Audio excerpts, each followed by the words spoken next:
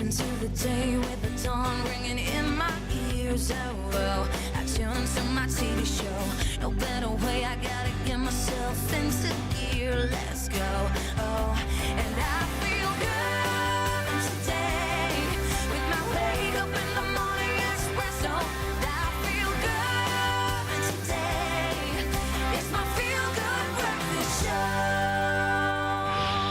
Good morning, you beautiful souls. Hey, good looking. How you feeling today? Hopefully you feel wonderful, because it is going to be a wonderful day, and we're going to enthuse you, inspire you this morning, and we're going to have a lot of fun, because it is indeed a Tech Thursday here on Expresso. So a very good morning from myself, Graham Richards, representing an all-gents team this morning. The boys are going to be handling the game today, and when I say game, I mean literally the game, because our gaming guru Grant Hines is going to be taking us down memory lane through the history of some of our favorite racing games to bring us the latest release of an absolute legend. It's Mario Kart 8 on Nintendo. I know he's going to have a lot of fun with that. Then we're going to meet an artist all the way from Costa Rica who is doing something incredible. Her name is High C, and we're going to find out how she creates paintings just using the sun and creates zero waste in the process. Awesome. And then talking about sun, of course, we're going to catch up with Raul along a sunrise cycle mission that he's going to take to show the bright side of life, and also how we can all live probably a little bit more sustainably. Then we're going to make our way into the weekend, as we should, with some tunes from Noor Abrahams and Fakhri Isaacs. The gents are going to croon us into this Friday morning like nobody can. And I say the gents like butter this morning. Good morning, gentlemen. Yeah, good morning, Junior, beautiful soul, and good morning, you Mzansi. My name is Raul Demone, and this handsome gentleman on my left-hand side. Hey, my name's Carl Wesley, and I know it's an all-gents lineup, but don't worry, we got some stuff for you today. I think that today the focus is always on small business and entrepreneurs like yourself, and we have a couple of questions to ask you. And we have a nice toolkit, because we've got our resident lawyer stepping in to give you some ins and outs of the legality around starting your own business. But the question on social media is simple. Are you an entrepreneur? And even if you're not an entrepreneur, what would you start as a business? I'd love to know that. Just, I mean, personally, I would say... If I was about to ask you, Carl, because I know your mind is just all over the show. It is all over. You can do anything. Wait, actually not me first. You go first. If you had to start a small biz, a small biz, I think it would just be a very niche, I mean, it's typical style, a niche bouquet style of hiking, which involves fitness and nutrition and all the other magic involved, and just like guide people through these beautiful tours. And it will also be like a lot of, so it's like health tourism. Yeah, right? There we go. Health tourism. Now we're talking. You are the entrepreneur. Go the extra mile with Ryle. Call him today. You see, there's a business starting already. I would probably be... Thank you, please do that. Okay, as a business, I'd probably be like a profile picture photographer. So if anybody needs to update their profile picture, I'll just stop them in malls and say, hey, would you like a professional picture? Like endless business. And then just like, hoi, papa. And then it's on your profile picture. That'll be great.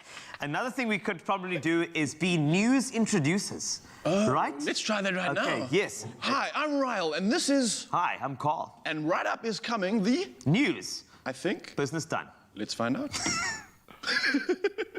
The nonsense. Let's get into the reality right now. And of course, we're going to start with our national news here. Eskom will suspend load shedding between 10 a.m. and 2 p.m. today in consideration of the funeral of Zulu King Goodwill Zwelithini. And of course, the irony of the power going out right now obviously adds new meaning behind that. But we, of course, return to a story that has had the Zulu nation in mourning over the last few weeks. And meanwhile, as thousands of mourners flock to Nongoma in KwaZulu-Natal for the King's burial ceremony later today, a warning of heavy rains and severe thunderstorms, which could lead to localized flooding, has now been issued by the South African Weather Service for the area. Disaster management teams are on standby, and calls for extreme caution have also gone out, as the inclement weather could pose a serious threat to human life. So please do be careful. Then a border fence between South Africa and Zimbabwe is to be taken down because it isn't fit for purpose. Public Works and Infrastructure Minister Patricia de Lille has told Parliament that the controversial Bait Bridge fence has been described as a washing line due to its ineffectiveness in securing the country's border. De Lille said a technical team had discovered that the fence in its current form is not fit for the purpose. De Lille said that the site clearance was expected to be completed by June at least. In casting a wider net on the international front, Tanzania's President John Magufuli, one of Africa's most prominent coronavirus skeptics, 76, has passed away at the age of 61. Vice President Samia Suluhu Hassan announced this late last night, this after a 19-day absence from public life that led to speculation about his health. Magufuli had not been seen since February the 27th, sparking rumors that he had in fact contracted COVID-19, but officials persistently denied that he was ill at all. Hassan said that Magufuli had succumbed to a heart illness in Mzena Hospital in Dar es Salaam, where he was receiving treatment. Then Moderna has begun testing its COVID-19 vaccine on children between 6 months and 12 years of age and plans to enroll some 7,000 participants in the US and Canada for the trial. The US has not yet approved a COVID-19 vaccine for those under the age of 16.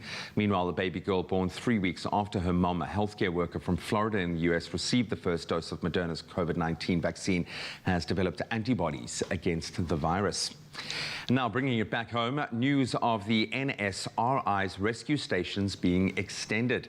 Traditionally, the National Sea Rescue Institute operates on our beaches, but its rescue stations have now also been extended to 5 major inland dams where water sports are popular. Kloof, the largest dam in the Western Cape, is one of the relatively new stations. It's close by Villiersdorp and is most popular for water sports. Station commander Shane Wiscombe says his 100% voluntary crew and himself are in it for all the passion regarding the training of the crew. Wiscombe says he can't praise the NSRI online training portals enough. He describes it as fantastic. Moreover, he shared a little known fact. In fact, more drownings occur inland, not at sea, and not necessarily in dams, but often during flash floods. Wiscombe says he'd love to grow the station and expand the crew further. It'll also be excellent to have a jet RIB, jet-propelled boat, as they're super fast and able to navigate challenging conditions, because at the end of the day, he says, and we quote, every second counts when someone's life is in danger. So any contributions towards these goals would be most welcome. And on that note is where we leave our news headlines for this hour. Let's get into our sports.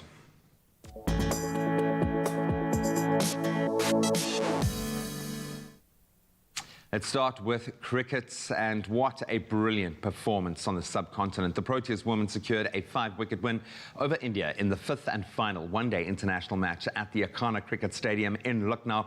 South Africa producing a strong bowling performance this time, with Nadine de Klerk picking up 3 wickets. Mignon de Priya and Annika Bosch struck 57 and 58 respectively to guide South Africa to another win. That means the Proteas have won the series 4-1, with the phenomenal Lizelle Lee named player of the series, very understandably there. Then on to rugby, the Griquas recorded an impressive 43-0 victory over the newcomers to the local fold, the Eastern Province Elephants, in their 2021 kick-off pool matches at the Nelson Mandela Bay Stadium in Gqeberha. The forwards from the Griquas producing a clinical performance as they dominated for most of the match. All of the kick-off rugby action will continue again tomorrow to help us see in the weekend. Then on to our footballing action from last night. Orlando Pirates claimed a dramatic 2-1 victory over Nigerian Football Club in Yimba FC at the Orlando Stadium. That was in their CAF Confederation Cup tie last night.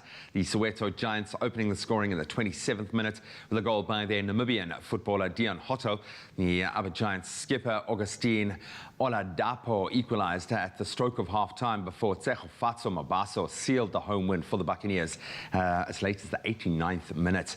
Then we move to Europe. In the UEFA Champions League last night, Chelsea and Bayern Munich have advanced to the competition's quarterfinals. That was after registering round of 16 second leg wins. Chelsea beating Atletico Madrid 2-0 at Stamford Bridge. Robert Lewandowski and Eric Maxim Choupo-Moting were on target as reigning Bundesliga champions, and definitely the form outfit to watch in this year's tournament. Bayern Munich, they overcame Italian club Lazio 2-1 at the Allianz Arena. We'll touch on those sporting headlines again in an hour or so. Right now, though, let's see how beautiful the skies are looking in your part of the world.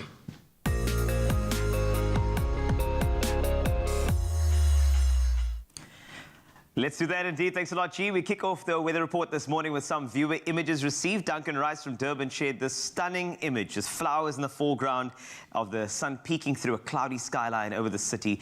Durban has a 40% chance of thunder showers with a maximum of 28 degrees forecast for the day. One of the coolest names I've ever read, Makabza Al-K Kabza, shared this lovely silhouetted image showing off the stunning colors of the sky in their area. And if you'd like to see your sunrise photo featured on the show, all you need to do is head over to the Expresso Facebook page to share your pick. Don't forget to include your location so that we can give you a brief update of the weather in your area too. While we love featuring our own beautiful country, we do have a growing international viewership who we also want to extend our greetings to. This morning we said a shout out to any viewers based in Fort Worth, Texas. The city of Fort Worth was established in 1849 as an army outpost on a bluff overlooking the Trinity River. Fort Worth has historically been a center of the Texas Longhorn cattle trade. The region features very hot, humid summers with mild to cool winters. Today will reach a maximum of 18 degrees Celsius with plenty of sun and breezy conditions. Just going locally with some weather news, Johannesburg Water will restrict water supply from a number of its reservoirs because of shortages from its supplier Rand Water. It said Rand Water's distribution network was under severe pressure as the demand for water consistently exceeded the supply. JW said it had restricted several of its reservoirs by between 20% and 45%. Reservoirs restricted include Santa Number 1, Santa Number 2, the northeast areas, Malvern East, Linksfield Ridge, Protea Glen, Diep Kloof, Roodepoort Deep Township, Chiawelo, Diep Sloot, Zondi Power Park, Vleerhof, Florida North and Lenasia Township. JW said alternative water supply would be rolled out to areas affected and tanker supply would operate as and when required. JW urgently called on residents to use water sparingly and report all services interruptions through the call center and on social media. That's it for those weather news updates. Let's take a look at the temperatures across the country today. And let's start you off with Polokwane. Good morning to you. 16 is your low to a high of 27. You've got a 40% chance of thunder showers in Bombela, 19 to 30 in your area. Pretoria, 16 to 27. Johannesburg reaches a max of 25. That's from a low of 14. Thunder showers, a 62% chance in your area. Mahikeng, you are 15 today. That's in the morning, 28 a little later this afternoon. Klerksdorp, 15 to 29, a 51% chance of thunder showers there. Kimberley, 16 to 30 today. Bloemfontein, 27 the high from a low of 12. Richards Bay, 20 to 27. Pietermaritzburg, 16 to 26 with a 56% chance of thunder showers. Durban, you're 22 this morning to a high of 28. Mthatha, 15 to 28. East London, the max 26, the minimum 20. Cradock, 14 to 32. Gqeberha, 18 to 26. George, 25, your high from a low of 15. The mother city maxes at 22 from a low of 16. Worcester, 12 to 30. Sutherland, 8 to 26. And wrapping up with Uppington, 15 the low to a high of 34 degrees. Thank you so much for the sunrise pictures. Please keep them coming. Go to the Expresso Show Facebook page, post them up, give us your location, and you can be featured right here on SABC3. I'm just thinking about Carl walking up to people, hey, can I take your photo? Hey, you've got a beautiful face, can I take your photo? Yes, we are going to be continuing talking about being inspired as entrepreneurs, and we'll get into the legalities of entrepreneurship a little bit later, but we've got a lot coming up in this next hour. We're going to sit down with Nox. She's going to help us, if you're a lady, style those sweat tops, because we've been talking a lot about the sports luxe vibe. Well, so we're going to get sporty later on the show, but we've got Noor Abrams and Afakhi Isaacs are also going to be joining us, and they're chatting about an epic show they have called Soul Sessions, and this one is definitely going to be something that you do not want to miss. So, And you're going to exercise. I am going to exercise indeed, and Mzansi, you're not going to want to go anywhere because it's going to be absolute magic. We'll see you soon. Oh, you can make my day.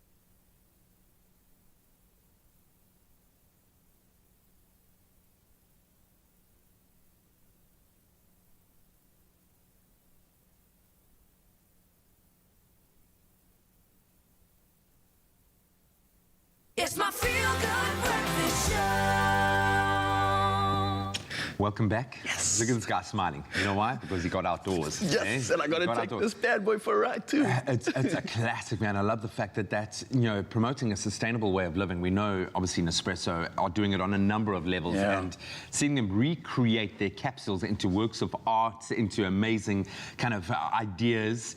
But a bike, that's mind-blowing, bro. It's insane, and the fact that it also works, G, and I got to take it out into my hood and do something special, which is all about Nature Boy himself. So you guys definitely want to check this out.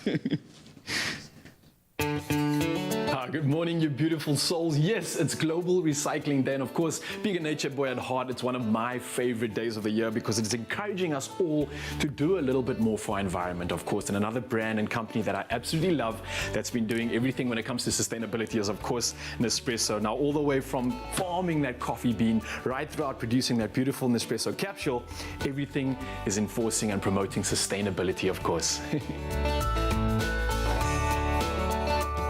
So come and join me and let's go for a ride.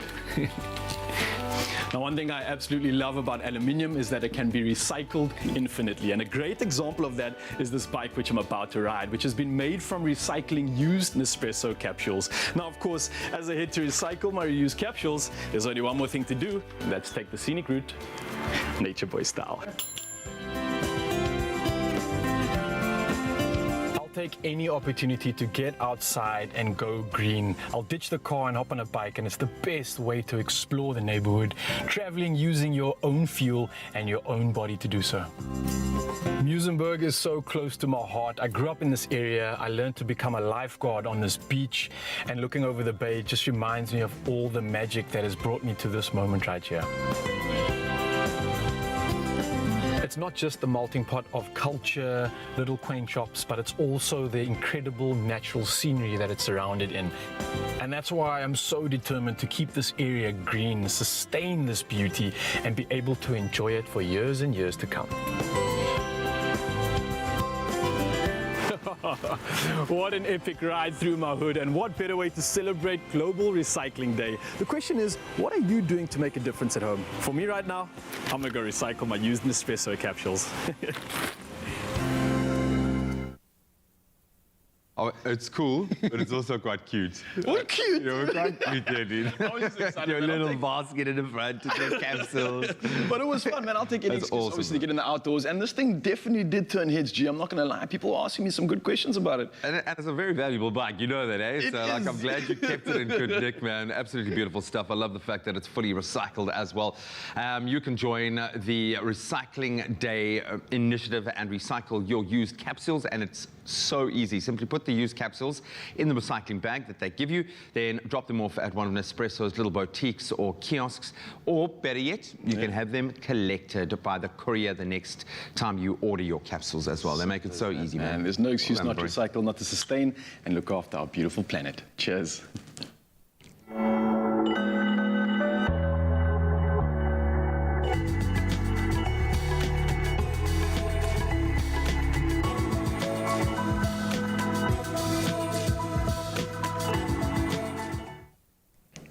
They say soul music is timeless. It actually is. And music that connects to both your soul and spirit is so important. Performing artists Noor Abrams and Fakhri Isaacs want to connect with you through their live show. It's called Soul Sessions, taking place tomorrow evening. The artists have prepared 3 soulful performances for us to give you a taste of what is expected. But before then, I think a catch-up is in order with these 2 talents. Noor and Fakhri, welcome to Expresso. Thank you. Thank you so much. I see you got the black memo. Thank you, guys. Yeah. That's right. That's how we do things. But it's really, really great to have you. I think number one is, Noor and Fakhri, how do we get your voices as ringtones?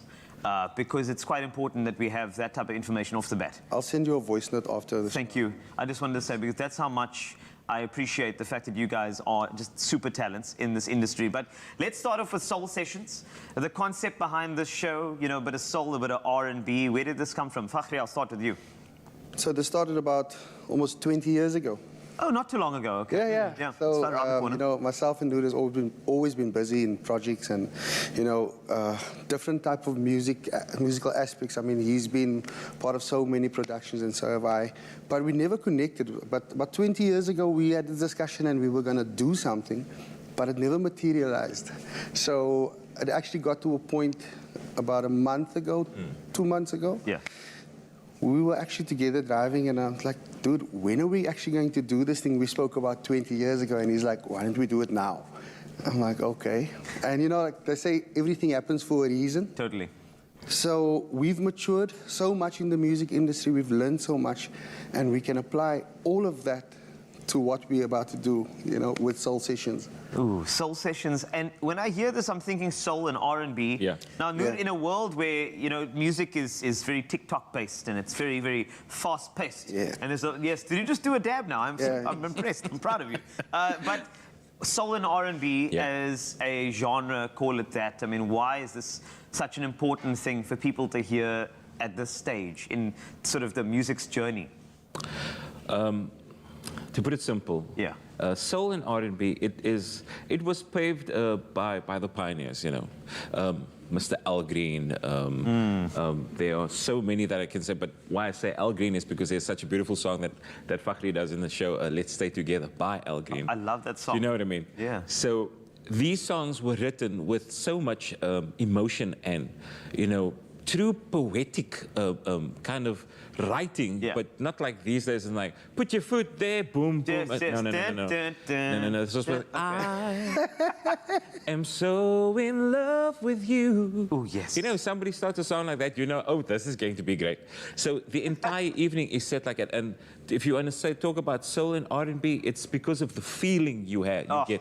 When you listen to these songs, it's just, it has such, it moves your body, it moves your mind, it moves your soul, and that's the kind of thing we needed people to feel again in a time like this, to get out and just connect with people again and feel that there's something to be excited and hopeful for still, you know? Oof. You know, and it's true what you say. I mean, when it comes to soul and R&B, there is that feeling. You have to see it. You have to see it to Yes, feel it. exactly. You have to feel it to see it. Exactly. And I think I like that exchange. You know, you're not just sitting there saying, "Yo, these guys can doof." I appreciate it. So this is the best thing ever. Between you two, how do you go about selecting the tracks that you will use for your show? I mean, that's a tough one. You mentioned Al Green. Yeah. Then how do you back that up? So you have the two of us, I mean, collectively, we probably have, just not giving any ages Yes. away, but like probably about 60 years experience between the two of us, Yeah. you know? Okay. So over this, like 3 decades between that I've got and that he's got, there's so many songs that we've done. Exactly. You know? And we might have done remixes or like, you know, songs that's been renewed. Yes, Like indeed. so the renewed If I should version. interject, I mean, Yeah. there are just too many to do I in know, one this is show. why I asked this question. So that's why we called it Soul Sessions, because this is only the first one. Yeah. So there's more. Yeah, Yeah. there's Have definitely yourself going to be space. more. Yeah, That's the you have perfect to thing. cover such a vast, you know, how can I say, space of soul and R&B. So you can't do everything in one evening, is Never, it? never. Yeah, that's just very true. Okay, well, when it comes to soul and R&B, you guys have a great soul and a great heart as well. And there's an NPO attached to this thing. Yes, there- Things on Wheels. And I that's mean, right. congratulations, officially sold out. Yes. Yes. Which is a very good sign for a first session. But let's talk very quickly about the NPO Things on Wheels and why you guys decided to support this. See, Things on Wheels has been around for a long time, and they literally go out there and feed people that have nothing. Yeah. They clothe people. They do. It's not just feeding, clothing, or anything. They literally go to people and ask them like, "Are you struggling to make payments on your house?" They do Yes. that kind of thing. Oh, wow. There's say an uncle who's got his own business, but his car's broke down. Yes. They'll fix it for him so he can carry on. That kind of thing. They do everything that you can think of. I They love it. are there for the They're community. literally just there 100%. to help, you know, Yeah. mankind at large. So if there's anybody that's in need, they are They the are type there. of people who will lend a helping hand. So it would only Beautiful. be fitting that we partner with an NPO like that. And, you know, Yes, and this is important for any show. And I'm Absolutely. glad that Soul Sessions, there's a lot of feeling behind it. As you can hear, NPO Things and Wheels. The show is sold out, but there are performances coming up on Expresso that you can see in the next couple of moments. It is also incredible to see how our artists are using their musical talents to help those in need, as you heard now. A big thank you to Noor Abrams and Fakhri Isaacs for joining us this morning. And stay tuned, as they will be covering a few soul and R&B classics by Eric Benet. Some people say Bennett. The Commodores, and even Tom Jones in just a few moments. So stick with us. Oh, you can make my day.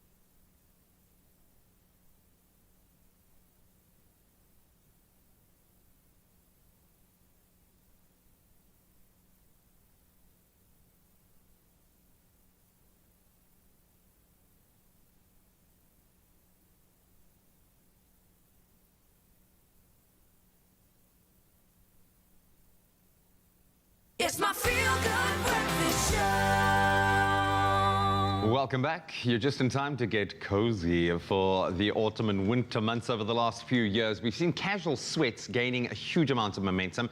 And what's not to love? Comfy, cozy, easy to wear, and if you do it right, incredibly stylish. And with the latest cotton blend fleece sweats that are going to just be comfort all over your body, you can get that look down. And someone who's going to help us do just that, or at least you, is our fashion editor, Knox Marfel. She's back to take us through some of the long-sleeved sweat tops available at Woolworths right now. Yes. Sweats are so hot right now. No, I really enjoyed getting into the whole kind of how to glam up a comfy look, how to take the sports luxe kind of to the next level. And at the heart of that is the sweat. And we've got some beautiful hues here. So why are sweats so hot right now, do you think? I think it speaks to really the priority that we've actually added to comfort. So a lot of what we're seeing now is actually fashion speaking to comfort first before we kind of look into kind of the styles that we're in. And I think that athleisure, and particularly these sweats, have a great blend of doing that. So we're keeping warm, we're staying comfortable, and yet we are on trend, which is so exciting. Let's be honest, people are wearing these not to be sporty or to be comfy, but to be stylish now. We've crossed that line. Yes. Where I think the sweat and this kind of athleisure look really has progressed that far. Absolutely. And to the point where now it becomes the staple pieces. So whereas you were getting them for stuff at home and just things to add to your wardrobe, now you're finding that the core part of someone's wardrobe is actually the sweater, is the athleisure wear, which is great because it really can allow you to interchange with these pieces. If you style it up or style it down, you can be effortlessly chic. And then feel guilty about not actually going to gym the whole day. Then obviously there are a couple of standout pieces. Yes. What are those kind of must-have staples for you? So what I'm enjoying here is that there really is a play between three classic items. So we've got the boyfriend sleeve, right, which is here. So this actually isn't the boyfriend sleeve. I'm kidding. This is actually the volume sleeve. The volume sleeve. Just checking if everyone's awake at home. So this is the volume sleeve. It's a little bit more of a feminine touch, so it's softer to the touch. Also, it's got a beautiful pocket detail over here, and really a great design here in terms of the low neck, which we have here. So a little bit more of a feminine cut. Yeah, I was going to say it's a feminine look. Yes, definitely. And then this is where we was actually going to with the boyfriend one. So the boyfriend cut here is a little bit longer, but what it allows is just for ease. So here you can really add a lot more items. The colors are really, really great. And of course, for the weekend, when you're trying to be a little bit more chilled, we can get ourselves the graphic sweat. So this is really, really nice. You can add it with different elements, even if it was a simple tee. But the volume one for me is my favorite because I could wear that with leggings and I could wear that with a jean. So it really allows you to kind of, depending on how you dress it up, you could add a polo neck underneath, for instance, if you wanted to layer it. Gives you a bit more play, yeah. Exactly. You get so much more play. But really the distinct ones are the volume sleeve, where we're seeing a lot more detail, a feminine touch and softer kind of feel to the hand. Then the boyfriend one, which is much longer, and then your graphic, which is far more playful and has a bit of sass. Boyfriends are like, why don't you just wear mine then if you want to wear mine?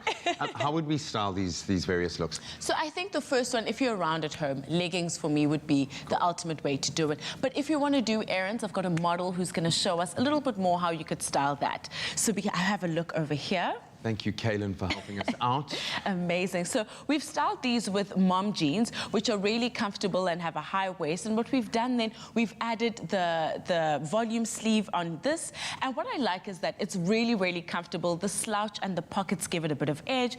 And we pair that with some really cool graphic sneakers. And if we wanted to, just to add... Fun, yeah. It is fun, you know. And I was saying, if we wanted to add a bit of layering to it, if we can just move your arms out, we could definitely add a bit of edge with that, and look at the play between the colors. So we can really just do different vibes with them, put it over the shoulder, and a sweat on a sweat has never been too much for me. Cool. Yeah. Love it, man. Yes. Kaylin, thank you so So much. very relaxed, something you can wear, you know, between errands, you could wear, you know, during a meeting, but these are really outfits that can keep you warm, are functional, but ethically sourced, so the comfort level is amazing. You want to live in them. Yeah, man, there's something just so special about the fleece. Yes. Love the look, love the color palette as well, and I love the fact, and I mean, Zoe was telling me this other day, like now she actually, literally, that's all she wears. Absolutely, and I completely get that, because if you're on the move, you do need something that you can just put on and still look neat, classic, and I think these are really great items to do so. And life's just better when you feel comfortable. Exactly. And that's what it's all about. Thank you so much. Some Pleasure. beautiful, beautiful designs. Really like the vibe. and I think boyfriends are going to feel a little put out that As now they should. you're not going to be taking theirs, but you can still wear your boyfriend sweats if you want to. But yeah, we've got some fantastic ways of styling it. It really is a new era for athleisure. Thank you so much. Gia Knox, of course, always providing the good stuff when it comes to the sweat. And speaking of sweat, let's start doing some of that right now. So that now that we have an idea of our comfy wear, we're going to get the heart pumping, of course. And we all heard about high intensity interval training and the numerous benefits that come with it. But what exactly is the opposite of high intensity? Obviously, it's low intensity, and it's called low intensity cardio training. And it's wondering if it's actually as effective as HIIT training. Well, the answer is it definitely can be. Now, your workout doesn't need to be intense like a HIIT session to be effective, but moderately intense exercise is generally recommended for the average person. So today, we're going to be taking you through a quick and easy low-intensity cardio workout, and I'll explain more about it as we go along. And joining me, of course, is the man himself, Carl Wasted in the building. I'm ready for this, brother. Okay, did you say low intensity? I did, and I see you emphasizing that just to remind me. Low intensity. So, Carl, I got to ask you, I see you kitted up, you're looking good, but I see you got a little bit of a strapping. It's called age. That's what it's age, called. I know all about this age thing. Indeed. So, but no, it's cool. I can roll with something. Just show me something, and I'm ready for you. This is awesome, and I think it's perfect that you have that injury just to show Mzansi at home that this is a great workout to do to reduce the impact on your joints. So don't worry about the knee today. I love it. We're sorting it out with this low impact workout. Okay, so what we're going to be doing, and the focus of this workout is to keep moving, although we are reducing the impact. Now, as I get into this workout, we're going to start working out so long and just start with a warm-up. So you're going to step your leg outwards, pressing your hands in the air, and then coming straight back to the center. And then do the same thing to the left, and then straight back to the center. Now, while we're doing this, Carl, I have to just explain, and we start getting a little bit of a nice rhythm into it, start getting a nice flow, turn it into a dance move. There you go. That's it. Feeling the shoulders burn, of course. You're feeling those legs moving. Now, there's this argument that goes on between, is it more effective for me to walk to burn fat or to run and burn fat? Now, the difference is when you're walking, you literally are just using fat as a source of energy. Okay? When you start to jog and start to run, you are still burning an overall amount of calories, although it's not just fat that you're burning for energy. And that's why there's this argument between, should I keep walking and just be in a steady state to burn fat, or should I get it in quick and fast? And the question is definitely always about timing as well. If you've got an hour, I'd recommend go for a long walk. If you don't have an hour, 20 minutes, and you can afford the impact on your joints, then a HIIT style session is perfect. Got you. So it's about there's a lot of variables involved in it, right? We warmed up though, so we can get into the more the serious stuff. So what we're going to do is light shuffling across the side of the floor, sideways, left and right. So the right would just be a light shuffle, and then we're going into one of these little curtsy squats over here. I got you. I like those squats. You like those squats. Nice and elegant. The ballerinas do it perfectly. Indeed. There's something beautiful about it, even though you are working things, you know what I'm saying? Okay, so I'm going to So shuffle to the right-hand side. So we go shuffle, and then a nice little curtsy. Voila. And then to the left-hand side, shuffle, and then a curtsy. There we go. Now we can dance. I see you going all the way to the next studio section. There you go. So the most important thing about this, obviously, is keeping a nice good posture, utilizing your core to stabilize you, and of course, using those glutes at the same time, just to get that impact, get that cardio going. I'm sure you're feeling a little bit of a sweat already there. Yes, well, I've been from the warm-up already. In fact, actually, when I stood next to you and I saw how fit you were, I already started sweating. So that's... It's getting hot in your cold, but stop it, I like it. Exactly. So moving over to our exercise again. So this is really a cool one. It's somewhat of a lunge, but we're also using our core at the same time. That's again, we're not doing the big jumps that you would do. We're reducing the impact on the knees. So what we're going to do is we're going to keep our left leg on the floor nice and stable, all right? Reverse lunge to start off with. So we're going into that reverse lunge. From here, it requires a lot of power and energy. We're going to go for a big kick all the way from this position. What that means is the glutes got to come to the party, throw the hips forward, and a big drive with the leg, boom, in front of you. Yeah, and then straight back to that reverse lunge. A ball. So you can feel with this, we're not doing anything with the left leg when it comes to impact, but we are still working all the muscles around it. My glute is burning right now. I don't know how you're feeling over there. Mine is too. I mean, I can tell you now. You just got a good face there. The sweatiness is happening. I'm just trying to smile and wave. Either Cole, are you playing me right now? No, I'm actually too easy, or you got a good poker face. No, this is a very, very good workout. And the thing is, I think what's important is the difference between high intensity and low intensity. I mean, it's a cardio thing, isn't it? So intensity is basically how hard and how impactful these movements are. I can punch intensely, or I can punch with a light jab. Okay. There's my intensity. If I do an hour of light jabbing, it'll kind of equal about 20 minutes of going ham on the bag and pounding. Clearly, me just doing it right now, I'm out of breath. The So difference. that's the biggest difference. It's reducing the impact, staying in one zone. It's a perfect fat-burning zone that you'll get, and that's going to be the optimal range for you. Woo! Okay. I felt I that. don't know, like, I'll be very honest with you. I'm pretty sweaty right now. And we've only done like 2 exercises, but okay, what's your next one? So the last one, just to finish it off while we head off, it's an ab exercise. Oh, you know, yes. I never go anywhere without a core. And You this have one's to. brilliant because we don't have to be on our backs. We don't have to use our arms. And again, reducing the impact as well. Yes. So what we're going to do, really simple, bringing your hands, your legs to the side of you. Yeah. We're going to work those Levi lines, those obliques at the same time. Those Levi lines. Yeah, Oh my you word. know what I mean? The V. The V, yeah, Oh my the V, goodness. man. Okay. So bring your hands up in the air. Obviously, we're going to do an eccentric load first, and then just basically contracting that leg and that elbow together, nice and high, and then roll over to the other side and do the exact same thing. Oh, I Once like again, once again, you can put some power into this. It kind of feels like, you know, those crump dances, and they used to go bam, bam, bam, bam, bam, bam. It's kind of similar to that, but of course, we're using a core, and at the same time, you can get into a nice rhythm with this again, get some music that has a nice beat to it, and you can be... And music is so important for a workout, you know? Truly. Otherwise, you're just going to hear yourself Breathing. breathing, Heavily. and complaining. That's pretty pretty in a gym setting, eh? Exactly that. In your man. But lounge. That is all it is, Carl. It's as simple as that. Each of these movements you can do for at least about a minute on, 30 seconds off. My question to you is, seeing that you literally have an issue with your knee, how did it feel after But that? there was no impact on the knee. Because remember, with knee and cardio, that's a big thing. And my mind is always telling me, like, go hard as you can. But the thing is, with this exercise, it's stable.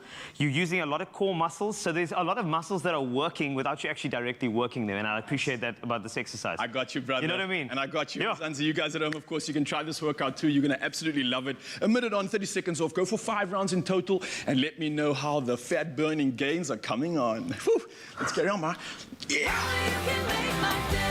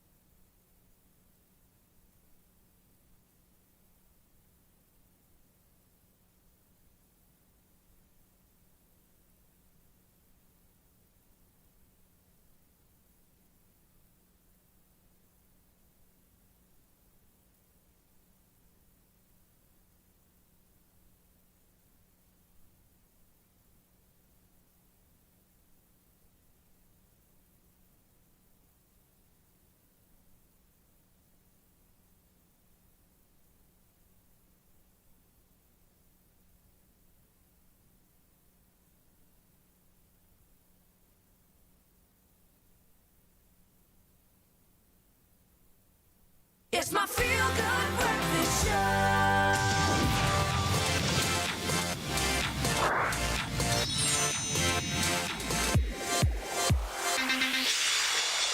Don't stop doing your intro dance. Do it, I was man. just going crazy. I Because feel you've like got your own intro animation, man. Yes, it's time to talk a little tech and get nostalgic. In fact, today, chances are at some point in your life, you have played an edition of Mario Kart. Why do I say this? Because it's been around since 1992. That's crazy, man. What a lot of history, a lot of iterations in that time, but it still stands the test of time, which is awesome. So we've asked Grant Hines to give us a little history lesson, take us through the ages of Mario Kart. you know, bro. let's just celebrate. Like Mario, obviously this is the 35th anniversary of celebrate, Mario. dude. Celebrate, Just do the dude. dance. Do the But celebration we've dance. all played some form and some version of Mario, and most of us who have played it probably remember like the side-scrolling stuff. Like my mom is still playing Mario. Mario. Really? She sits on her phone and she still plays it. And she goes, Grant, I haven't played the phone once. And she goes, Grant, I'm stuck on this level. It's like, Mom, stop asking me, because I can't do. You just need to do it. I don't play on a phone, Mom. Yeah, watch a walkthrough or something.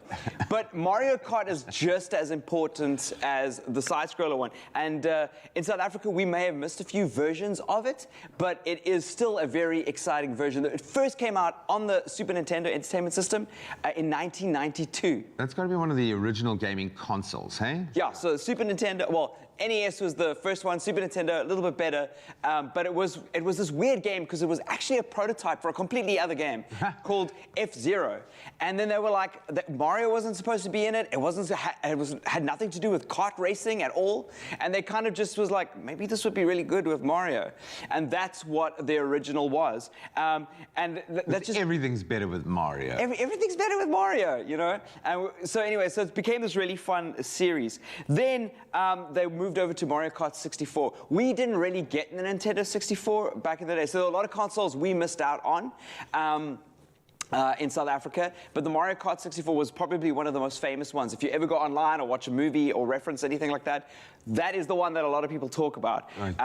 And it was really iconic because it also introduced the famous turtle shot, blonk, blonk, blonk, you know, like the way you shoot like a turtle shell, and drifting. Drifting is a huge part of Mario Kart, and all kart games that exist now kind of stole the drifting mechanic. Yeah. Exactly. You use the drift to get that extra boost, and Mario Kart 64 was the definitive version for that. Just imagining the coder who got that right, going, you don't understand, you can drift, look. Oh man, game mechanics are like, I love that stuff so much. Man, very cool. And then we obviously had a whole bunch of different handhelds like the DS and the 3DS. If you were lucky enough to have a 3DS, you may have had Mario Kart on the 3DS as well. And that was the first times that Mario was ported to portable platforms. I personally don't think those are the best ones. I know a lot of people swear by that. But to me, it's a social thing. Have you gone to a party and played Mario Kart with friends? It's about the setting times, competing against each other. It's social. Yeah, and we're going to be looking at Mario Kart 8, which is the latest iteration, a little bit later. But we're going to be playing with a bunch of people, and you can see how powerful the kart genre is for huge amounts of people. You can play up to 4 players on the same console. Wow. And we often go to Bry's, and somebody goes like, "Hey, let's play some Mario Kart." And I go, "I don't know, you have a Switch," you know, and then everyone's around the TV playing Mario Kart. So then we went on to Mario Double Dash, and there was also that introduced like the whole idea of more characters in the game, because when you play this game, there are a ton of Mario characters. There's like a... I'll stand to be corrected. You'll see in the review, but there's under 100, but there's a lot of characters. Almost 100, yeah. So there's just tons, but they were introduced 10 new characters into the Mario universe. You can see you can play as Luigi, you can play as Princess Peach, you can play as Wario. All these classics in the Mario universe, and then introduced a whole bunch of new cars. And then obviously Mario Kart 8 or Mario Kart Arcade GP was released, where it was actually in the arcades. I don't think we got that in South Africa. Yeah, I don't remember ever seeing it playing it. Like, yeah, but how cool? Yeah, Street Fighter. Yeah. Was that the motorbike one? Yeah, no, Street Fighter was Street Fighter on arcade. What was your favorite arcade game? Probably Street Fighter, but I'd have moments of like genius with it. Like, What, Guile? Who was your favorite character? Yeah, no, I would have Ryu. I would have moments of brilliance. Hakugen. You know, it's wrong. It's Hakugen. I used to say Hakugen until I got to high school, and everyone's like, "What are you doing? What are you doing?" I was like, "I don't know." It's amazing to me because there's like a generation of gamers that have grown up on it, yes, but then every new generation gets introduced to a different version, a new version, and of course we've got Mario Kart 8 Deluxe, the latest brand spanking new beautiful version, and we're going to get into a game review, get into the current dynamics, just see how far this game has come in the here and now. I'm beating you. Probably. Oh, and time for us to bring it back to the kitchen for a bit of a treat on a Thursday morning. How do you like that? Sounds really good, right? Yes, it does. From making history in the gaming space to making history in the kitchen. That's how we like it. Now, simplicity when it comes to the kitchen is something we always stress is key, especially when it comes to whipping up some very delicious delights and designs in the kitchen, if you like. And if you are looking to brighten up your menu and brighten up your day, then our classic berry and cream meringue is the very recipe you need. Make, obviously, this come to life using the all-new Clover Classic berries and cream range. It is fantastic. And Sadia's in the house this morning to show us how to do that. Sadia, so good to see you. Lovely to see you. Sadia Hendricks, the woman whose Instagram often has me sitting, looking at my phone, almost as if to bite my very own phone. Oh, I love a fellow sweet toother. Oh, I love it. You are really like the baking queen. When it comes to making that sweet sort of delight, that indulgent stuff, you are the girl to go to. But how do we do this? I mean, this is super easy. What I love about meringues is you can keep raw egg whites in your freezer for up to a couple of months. I would say a month to be safe, a month to 3. And then once you make these, you can actually keep those in the freezer too. So you can whip that up and keep it safe for a while. You know, when the sweet tooth craving strikes or you need to entertain some family, just quickly whip it out, put on some Clover Classic. You see, this is really nice because what I often find with desserts and those, you know, sweet delights is that sometimes you kind of have to make them on the day that you're looking to host or the day before. And you're often panicking. It's good to know that I could start today if I was looking to host people on Saturday and would be perfect. Or in a week's time. Or 2 or 3 weeks. So it's pretty simple. All you're going to do is start whipping. This is about 4 egg whites. You want to make sure that your bowl is really clean. So, of course, you don't want any fat or else it's not going to froth up nicely. So a quick way to do that is to actually use some lemon juice and just give it a good wipe to make sure all the fats are out of your bowl. Okay, so lemon juice does help with that because it does neutralize and it takes all that fat out. And then when it gets to this frothy stage, you're going to just add some cream of tartar. So let's put it on low. It's about ½ teaspoon. And you also just want to, you know, gradually increase the speed of your, so that it boils nicely and the foam and you'll see the consistency of it taking form and changing as you go as well. Listen, we've made this really simple for you at home. If you want to get along and bake along with this recipe, go on our website at www.expressoshow.com. This is really the, you know, smooth go-to dessert if you're looking for that. If you're looking for smooth, delicious and creamy with all the vitamins, a source of 10 vitamins, this is the girl. This is the girl we're talking about. So when it gets to this stage, you can slowly start adding your sugar. I'm going to say about a tablespoon at a time. So it's therapeutic. Get your kids involved. Oh, but you know, with the kids, hey, careful. You must watch those kids with the sugar because they're going to go wild. Absolutely. But no one's complaining.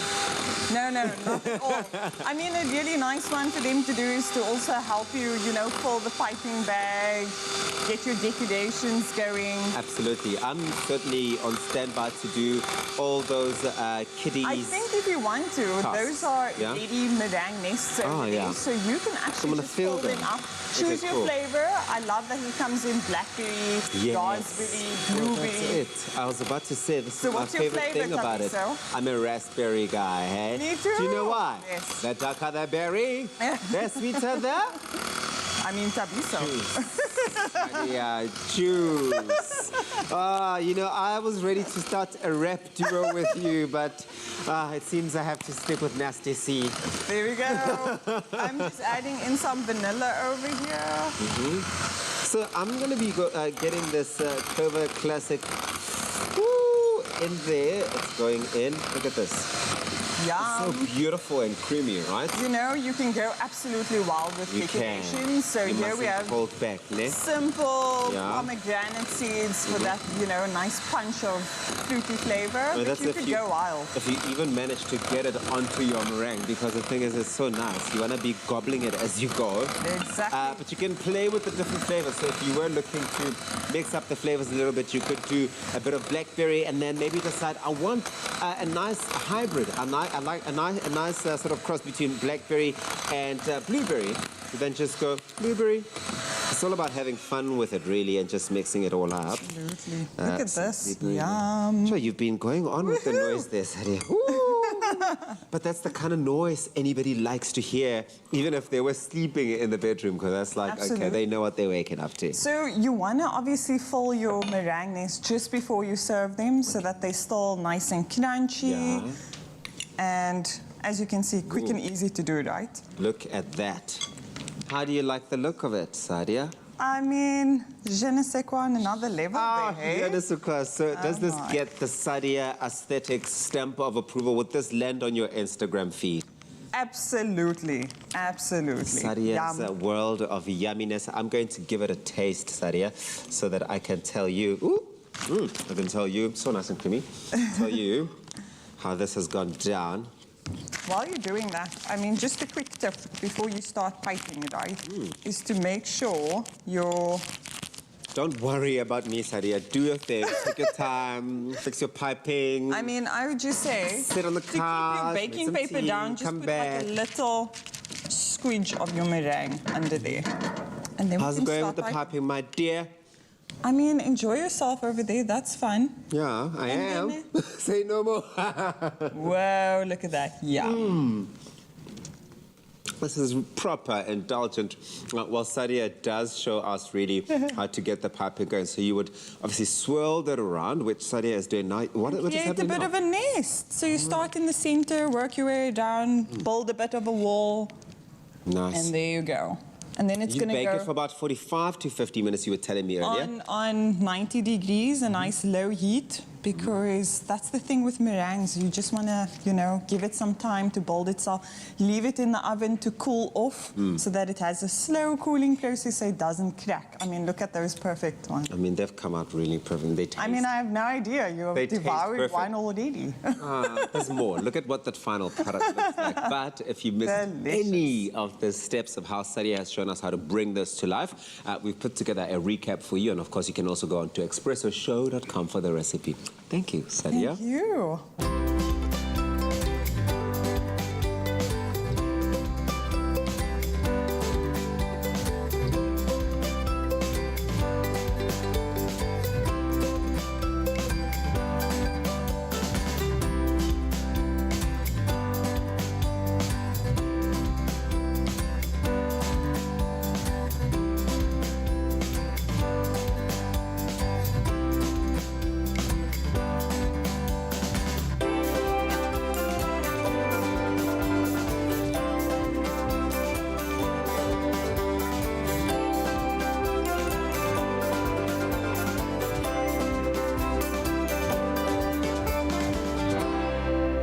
Made with love by Clover.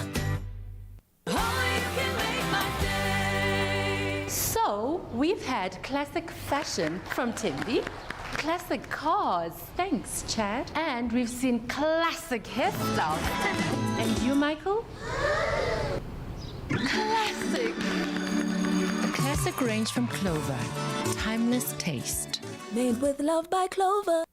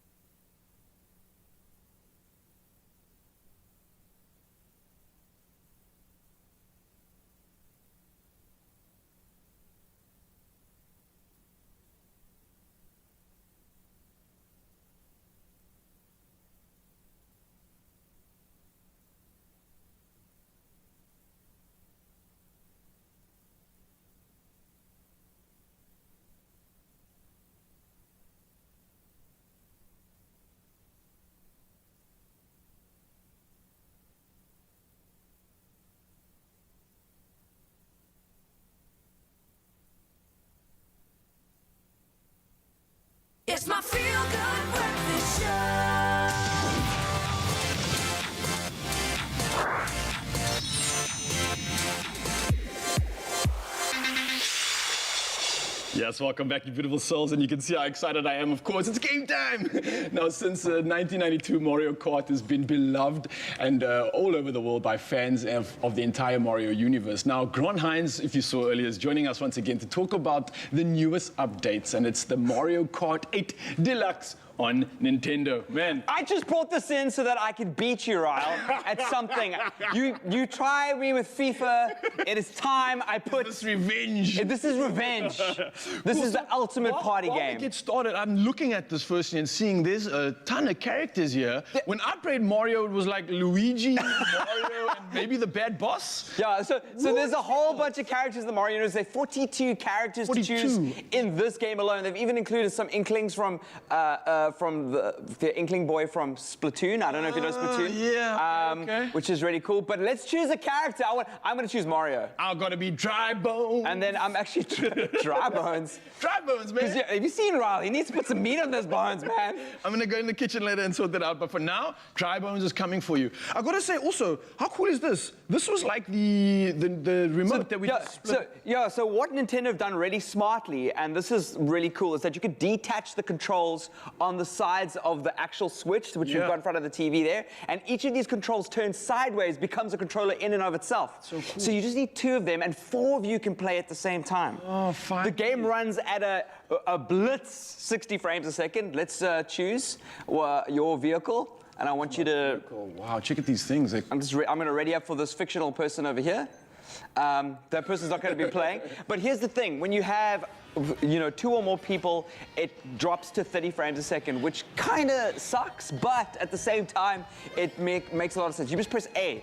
A is is that what I'm supposed to do? I'm trying. Ryle, you see, I can't even get you past the menu here. You know what I'm saying? It's so funny. You're going to hop in now, but I promise you, I'm still going to beat you. Look at this guy. Ryle thinks he's so cool, my bro. So tell me about the game modes, obviously, because I'm seeing so many different ways you can play. It's not just about, like, driving now, right? Yeah, so there's a bunch of different game modes. Let's try the Excite Bike Arena. Do you remember Excite Bike? Oh, from back in the day? Yeah.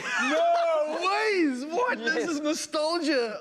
So there's a whole bunch of new game modes and obviously race tracks, but one of the new game modes is a battle mode. Okay. But the highlight for me, I didn't really like the battle mode. The highlight for me is either versus or... Look at this, look at this. This is like a 3D Excite Bike Arena. I'm 5 years old again. This is amazing. Oh, yes, please. Okay, cool. So this is like a proper remake of what it was a classic from like 20 years ago. Exactly. Quick question, quickly, how do I go forward? So A is the... Okay. Okay, that's the most important thing.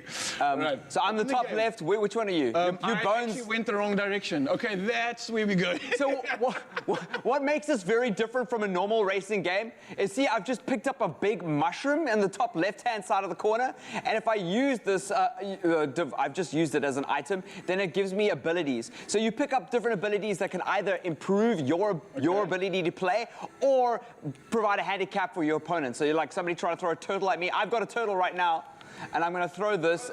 There we go. I just smashed someone. It wasn't you, Ryle, but I'm still coming first. As I say that, I get knocked over and I'm second. I'm just trying to stay on the track here. You lied to me. I pushed A and then I stopped moving, and now I'm just like going forward on its own. This is like a new type of vehicle. Rocket Man, 9th place, I'm coming for you. So it's a lot of fun. The big highlight about this game is that it's obviously great for the whole family. I've got a banana. What do you think a banana does in a racing game? Of course, you're going to make me slip off the track, right? There we go. I'm going to plant it as a prank behind me. So have you ever seen someone in real life slip on a banana? Never. I've never seen. Why is that a thing? Why do people do that? I don't know, actually. That's a very good question. If anybody out there has seen a person in real life slip on a banana, please let us know on social. I slipped on the banana now. Useless. I even saw where you put it. Oh, man, this is so much fun, God. So, I mean, honestly, you mentioned in the frames for a second, the graphics to me are pretty cool. Like, it's fun, it's lively, it's got a lot of color, and I think I can get lost in this, to be very honest with you. Look, it's a Nintendo game on a Nintendo console, so they're making it for their own hardware, so you know the performance is going to be great. All right. And that's really important. Even now, we're playing at 30 frames a second, and it's hard to even notice. And that's generally, at this day and age in games, is kind of frowned upon. You want to make sure that your frame rate is... I play games at 300 frames a second on my PC. But, I mean, that's excessive. That's you. I mean, oh, no, I got last question. I mean, who would you recommend this game for? Who's it for? Who's going to... I recommend, this is a family game. This is a party game. We often go to Bry's. Even when there's kids not around, we play Mario Kart as, you know, like, you got to settle a vendetta. I can just picture you like... Oh, I get intense. Like, all right, kids, done. It's my turn now. And because you can have 4 people on the console at the same time, everybody can participate. It's not just people fighting over the controls all the time, which is great. Man, well, Grant 9's in the building, of course. We're chatting about Mario Kart and all the fun that can be had. Of course, Yumzanzi, you want to get your hands on this. The entire family can get involved, have fun, bring the gears, and of course, just enjoy all about it. For the record, I've won. The game's not over yet. You guys stick in. I'm still first. It's not over yet, all right. Well, anyway, we get into the news now. Tubbsy's got the latest. Let's find out what's happening while I take Grant down. Thank you, gents. Let's take a look at those news headlines. We start off here at home. After a year of closure due to the COVID-19 pandemic, the iconic Fugate Theatre in Cape Town is to close permanently with immediate effect. Founder, producer and benefactor Eric Abrams says that they are not convinced that it would be COVID safe or financially viable to reopen as a theatre in the foreseeable future. It would be returned to the board of the District 6 Museum as a working theatre, and the news of the theatre's permanent closure is seen as a huge blow to South Africa's arts and culture sector. Meanwhile, Eskom will suspend load shedding between 10 a.m. and 2 p.m. today in consideration of the funeral of Zulu King Goodwill Zwelithini. Meanwhile, as thousands of mourners flock to Nongoma in KwaZulu-Natal for the King's burial ceremony later today, a warning of heavy rains and severe thunderstorms, which could lead to localized flooding, has been issued by the South African Weather Service for the area. Disaster management teams are on standby, and calls for extreme caution have also gone out as the inclement weather could pose a serious threat to human life. In international news, Brazil is experiencing a historic collapse of its health service as intensive care units and hospitals run out of capacity. Its leading health institute, Fiocruz, has warned, and COVID-19 units in all but 2 of Brazil's 27 states are at or above 80% capacity. In Rio Grande do Sul state, there are no intensive care beds available, and the country yesterday registered its highest daily death toll to date, with 2,841 deaths in 24 hours.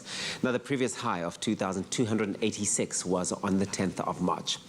Back in Africa, Tanzania's President John Magufuli has been noted as one of Africa's most prominent coronavirus skeptics, and he passed away at the age of 61. Vice President Samia Suluhu Hassan announced late last night. This after a 19-day absence from public life that led to speculation about his health. Magufuli had not been seen since February the 27th, sparking rumors that he had contracted COVID-19, but officials persistently denied that he was at all ill. Hassan said Magufuli had succumbed to a heart illness at Mzena Hospital in Dar es Salaam, where he was receiving treatment. And now news of an unusual philanthropic event on Wall Street. Now, in the internet is a strange environment. We all know that. It can bring down the worth of billionaires, fluctuate stock markets, make anyone viral overnight, and come together to help people around the world in need. In this instance, gorillas, a most unusual philanthropic event on Wall Street in New York, regarded as the world's financial hub, played itself out earlier this week's Reddit's hashtag Wall Street Bets community that spent a combined 4 million rand on endangered wildlife conservation. Now, the snowballing philanthropy started when members suggested they ceremonially adopt a gorilla through the Dianfosi Gorilla Fund, which operates in the Virunga Mountains of the Eastern Democratic Republic of Congo and Rwanda. Further adoption ideas have spawned from the Gorilla Initiative as Redditors began posting images of their receipts of contributing to various wildlife programs. Now, Dr. Tara Stoinski, director of the Fosi Fund, immediately responded, saying that the donations are an investment not just in the Fosi Fund in helping their mission of helping people saving gorillas, but in the planet's future. She presented a thank you video to the Wall Street Bets community for their support, which received more Reddit awards than one could possibly count, and some 158,000 upvotes. Beautiful feel-good story right there. That's where we leave it for now. Here's Graham at a look at what's happening in sports.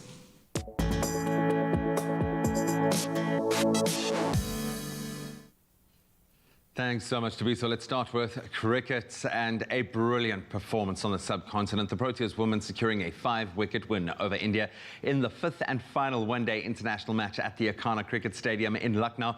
South Africa producing a very strong bowling performance this time out, with Nadine de Klerk picking up 3 wickets and Mignon du Preez and Annika Bosch striking 57 and 58 runs respectively to guide South Africa to yet another win. That means the Proteas have won the series 4-1 with the phenomenal Lizelle Lee, who's been a standout throughout the entire series, named as player of the series. Bringing it back home, the Griquas recorded an impressive 43-0 victory over the Eastern Province Elephants.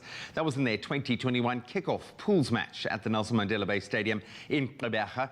The forwards from the Griquas producing a clinical performance as they dominated for most of the match. And all of the kickoff rugby action will continue again tomorrow.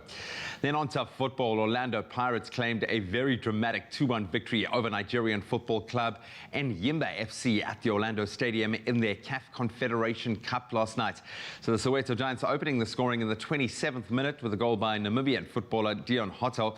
However, Giants, their skipper, in fact, Augustine Oladapo, equalized on the stroke of half-time before Tsecho Fatso Mabaso left it late, sealing the home win for the Buccaneers in the 89th minute. Then moving to Europe, in the UEFA Champions League last night, Chelsea and Bayern Munich, they've advanced to the competition quarterfinals, both registering a round of 16 second leg wins. Chelsea, they beat Atletico Madrid 2-0 at Stamford Bridge, and then Robert Lewandowski and Eric Maxim Choupo-Moting were on target as reigning Bundesliga champions Bayern Munich, they overcame Italian club Lazio 2-1 at the Allianz Arena to book their spot. And then tomorrow, of course, being Friday, we will confirm that quarterfinal UEFA Champions League draw. Right now, though, let's get the latest on the weather front.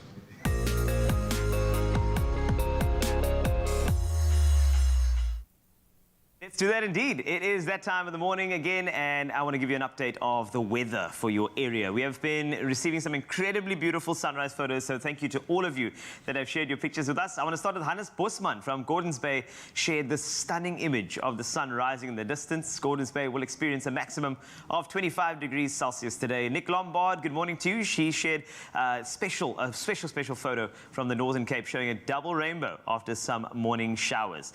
Please continue to interact with us on Expresso's Facebook page. We love seeing how you start your day. We can't exclude our international viewers who tune in via YouTube and the Africa channel. So if you are based in Louisville, that is Kentucky, this is for you. Seasonal extremes in both temperature and precipitation are not uncommon during early spring and late fall. Severe weather is also not uncommon, with occasional tornado outbreaks in the region. Today's forecast includes occasional rain and thunderstorms, which will reach a maximum of 17 degrees Celsius when it comes to the temperature front. And many Cape Townians say that they are already sensing winter is not far off. Unfortunately, winter in Cape Town and surrounds also signifies the beginning of flood season, which often leaves thousands of people homeless each year. To help mitigate the loss of property and even lives, the City of Cape Town has released its annual winter preparedness program. That is for 2021. The focus this year is on the maintenance of the city's stormwater systems, such as cleaning of gullies, catch pits, pipes and ponds. This as Cape storms are synonymous with high winds that scatter all sorts of debris around the city, including leaves, litter and forms of rubbish. This excess waste often ends up in the stormwater infrastructure and causes serious blockages. But for the next few weeks, at least until the Easter weekend, Cape Townians will continue enjoying splendid autumn weather. Talking about that weather, let's take a look at the temperatures from across the country. I'm going to start you off with Polokwane, 16 to 27 are your temperatures today. Bombela, 19 to 30. Pretoria, you can expect a maximum of 27 degrees from a low of 16. Johannesburg, the max there, 25. That's from a low of 14 with a 62% chance of thunder showers. Mahikeng, 15 this morning to a high of 28. Klerksdorp tops at 29 from a low of 15 with a 51% chance of thunder showers. Kimberley, 16 to 30 today. Bloemfontein, 27 the high from a low of 12. The minimum in Richards Bay is 20 this morning to a high of 27 later. Pietermaritzburg, 26 the high from a low of 16 with a 56% chance of thunder showers. Durban, 22 to 28 today. Mthatha, 15 to 28. East London, 20 to 26. Cradock, the high 32 from a low of 14. Gqeberha, 18 to 26. George, 25 the high from a low of 15. The max in Cape Town is 22, and that is from a minimum of 16. Worcester, 12 to 30, Sutherland 8 to 26, and Uppington wrapping with you, 34 the high. That is from a low of 15 this morning. Please continue to send your sunrise pictures to us on the Expresso Facebook page, and I can confirm that Uncle Tabzi is with our first performer on Expresso. Take a look. Yes, you're not making a mistake. I am standing right next to a music god here on your Feel Good Breakfast show. They're getting ready for their sold-out show, which is happening tomorrow. And of course, if you are one of those people scrambling for tickets at the last minute, I'm sorry. Hadema a bit too late.com. But here's a treat and an example of what to expect tomorrow. This one is called I'm Never Gonna Fall in Love Again with Fakhri Isaacs on the mic. Take it away. Thank you so much.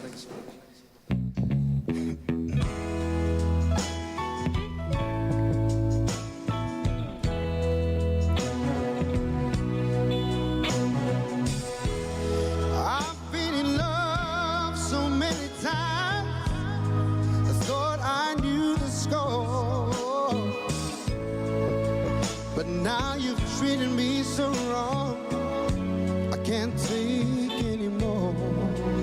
And it looks like I'm never gonna fall in love again.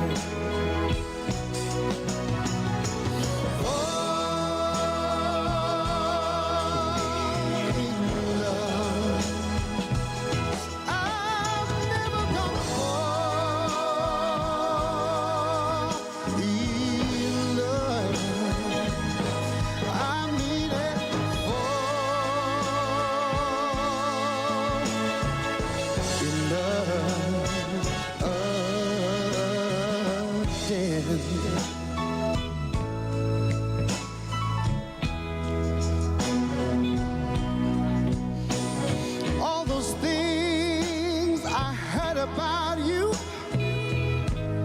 I thought they were only lies. But when you fell for someone else, baby, I just broke down and cried. And it looks like I'm never gonna fall in love again. Fall in love. I'm never gonna fall in love. I mean it, I mean it.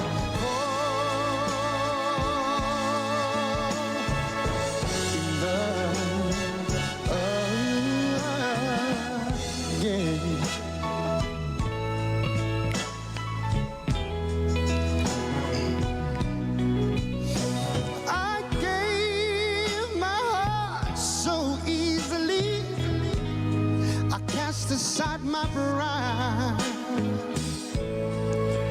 But when I caught you in his arms, I broke up all inside.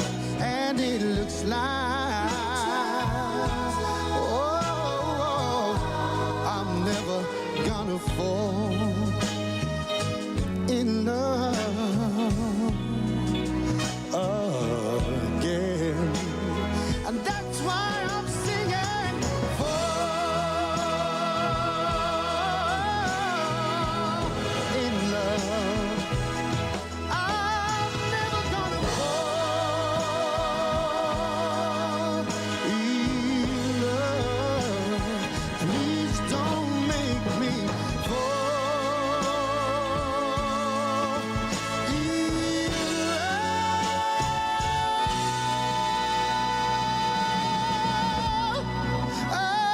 again. Thank you. Wow, such passion coming out of a man who is saying quite prophetically that he will never fall in love again. I love that, a great Tom Jones classic, 1967. That was beautiful. Thank you so much. Thank you so much. Hey, why don't you let us know what you thought of the performance? Expresso Morning Show, SABC3. Remember to use the hashtag Expresso Show. That was beautiful. Thank you so beautiful, much. Mr. Isaacs. We'll see you after this. Yes! That can make my day.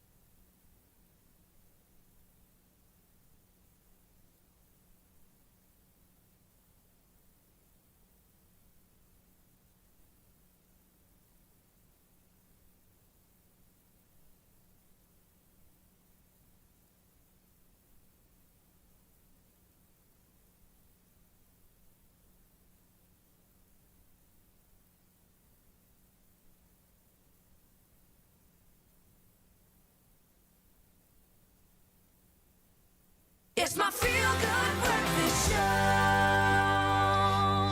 Welcome back. Thank you so much for keeping it locked. Now, after years of training under the likes of Matt Manning and in some of the kitchens of the most renowned restaurants like Chef's Warehouse, Tali and Mondial Kitchen and Bar, now private chef in Cape Town, hailing from Polokwane, Tisetso Sepola joins us to share his food journey and how it all started before he takes me into the kitchen and teaches me a little thing or two. Yes. Buddy, welcome to it. Thank you so much. Good to have you here. You've obviously got an incredible resume, and yeah, I would imagine making that shift to becoming a private chef, that's interesting in and itself. But where did it all begin? Where did the love of food and that idea that you could possibly become a chef first set in? So it all started when I was maybe like around 13, 14. I just started enjoying food from my mom's cooking. She's a fantastic cook. Watching too much Jamie Oliver shows, a lot of Jamie Oliver shows. And then at first I didn't think I was gonna become a chef. I just thought it would be something like a hobby, something that I do in the meantime. And then as time went by, I just fell in love with everything and I decided to study culinary arts. It's one thing studying it, it's another thing being thrown into the coalface and working in the high pressure. I mean, it's crazy. We get an inside view into what it takes to run a top kitchen, and you've worked in some of the best. What has that experience been like, working in that space? It's definitely like a hectic workspace. The pressure is a lot. The pressure is like, not like you see on TV or anything in movies or anything like that, but it's very, very high pressure. It's at the same time, if you love what you're doing and you do what you love, it'll be a fantastic like journey for you in all.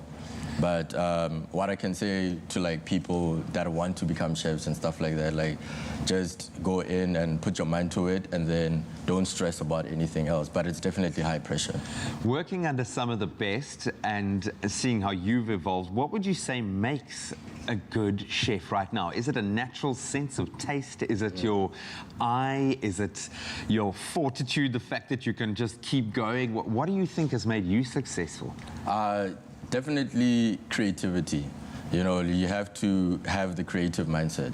You have to be able to, you have to find yourself first. You know, like when you start off, it's not gonna be something that just picks up from the get-go, like, okay, I know what I want to do. I know how to put this together. It has to be a certain structure. Everything has to get along, you know.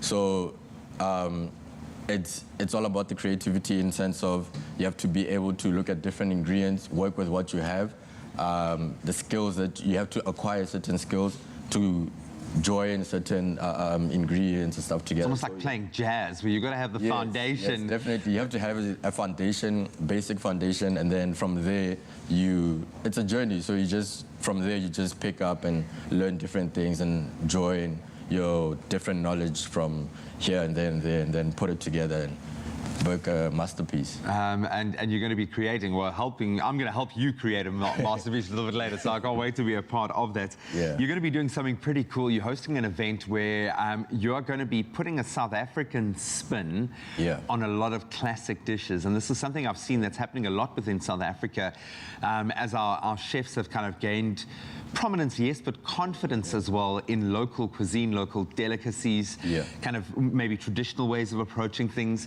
Why is it so important for you to put that South African spin on, let's be honest, cooking traditions that have existed for centuries? For a long, very, very long time.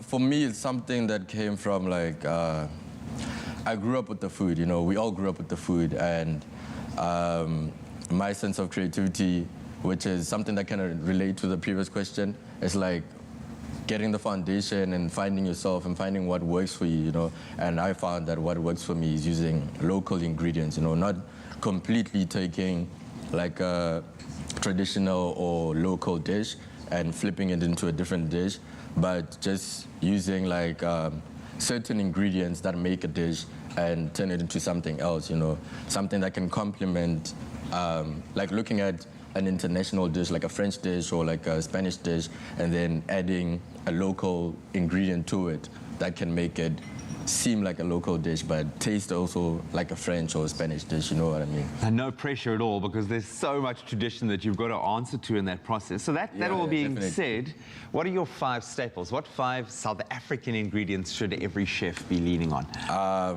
I wouldn't say for every chef, maybe for people that just love cooking. I think aromat for me is something that I always have. It's just flavor on flavor on flavor. Acha, definitely.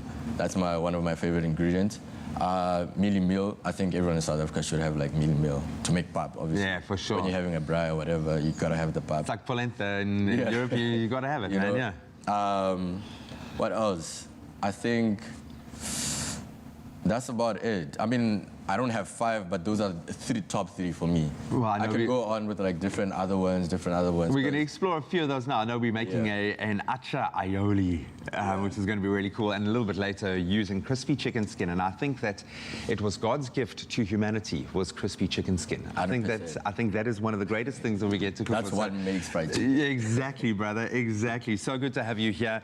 Privatechefstudio.co.za is where you can find them, and we're going to keep his details up. And I cannot wait to get into the kitchen to see you work your magic, my friend. Stay tuned for 2 amazing classic dishes with a South African twist. And we're going to be preparing arancini with acha aioli, as I said, as well as pan-fried fish with mussels, spinach puree, and crispy chicken skin, baby. Is your mouth watering yet? Well, before then, let's find out how to start your own business in South Africa to really get those creative juices flowing.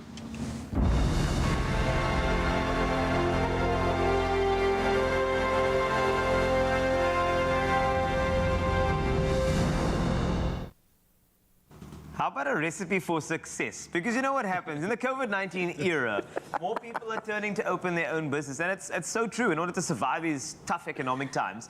And these are, however, there are actually some legal steps. You can't just open the doors, and that's why we always bring in the experts. And there are procedures required in South Africa's framework before doors can officially open for business, and we want to hook you up with the right type of advice. And we're doing exactly that. So we're calling on our legal guidance, our friend, our expert in law. It's the director at legalese.co.za. Ethan Stern in the building, and he's here to answer the question, I want to start my own small business. So now what? Ethan, good morning, my friend. How you doing? I'm doing great. How are you guys doing? So good, man. Look, obviously the pandemic has brought about so many different changes, so many companies. There's big ones existing, there's new ones starting. But everyone needs to, I believe, register with SARS, correct? What's the reason for that? Well, as South African Revenue Service. Yes. I like the growl. I like the growl. It has that ominous to it. It's part of their logo, actually. There's a growl. SARS. What is the question? This has started off really well. Yes, it has. Great. Like the old saying goes, the only thing that's certain in life is death and taxes. And they don't say that for no reason. It's because every business needs to pay tax. And the reason we pay tax is because we all drive on the roads, we live in our city, we take advantage of the fact that the streets are cleaned, and that we have a functioning country. So what pays for all of that is our taxes. It'd be a lot easier to stomach if there wasn't corruption, but that's how it is. So what pays for that is taxes. Now, every business, there's a couple of different taxes you're going to pay, but for the most part, the simple thing to remember is that where you make profit, you pay a portion of that as tax. So every business, whether you are a small sole proprietor working out of your basement or your bedroom, or whether you're a publicly listed company, when you're making profit, you got to pay a bit of that to SARS, because we live in South Africa, and that's what pays for the whole operation. That's nice and simple, nice and palatable, nice and diplomatic too. But moving on to the fact that when you do start your own little thing, whether it be I'm seeing a lot of people getting into cooking and baking and doing their own little thing. You are a private company, you're small, but you have to register as a legal entity. What is the significance of registering like this? Okay, great question. So to start off, you don't have to register as a company. It's just a very good way to run a business. So every business, if you think of a business like a house, your business structure is like the land that your house sits on. And you can choose what your business structure is going to be, and you've got different options. If you are a very small business and you don't need to register as a company, you don't have to. You can just open doors, you can give yourself a name, and you can trade as a sole proprietor. And that's, Carl Westie trading as, Carl Westie's Shoe Palace or whatever it is. That's nice. It's a good business idea. Thinking of it, You have like 5 businesses today, by the way. I know, I do. I'm holding them. SARS is going to love me. Yeah. So you can just operate. But South Africa's made it really easy to start companies. And we've got the Companies Act, which sets rules for how a company would be run. And quite easily register a company through SIPSI. You can do it online. I think it's about 125 Rand, and you can start a business. And the reason why people do that is because a company is a really good entity to run a business. You've got existing frameworks of laws to work within.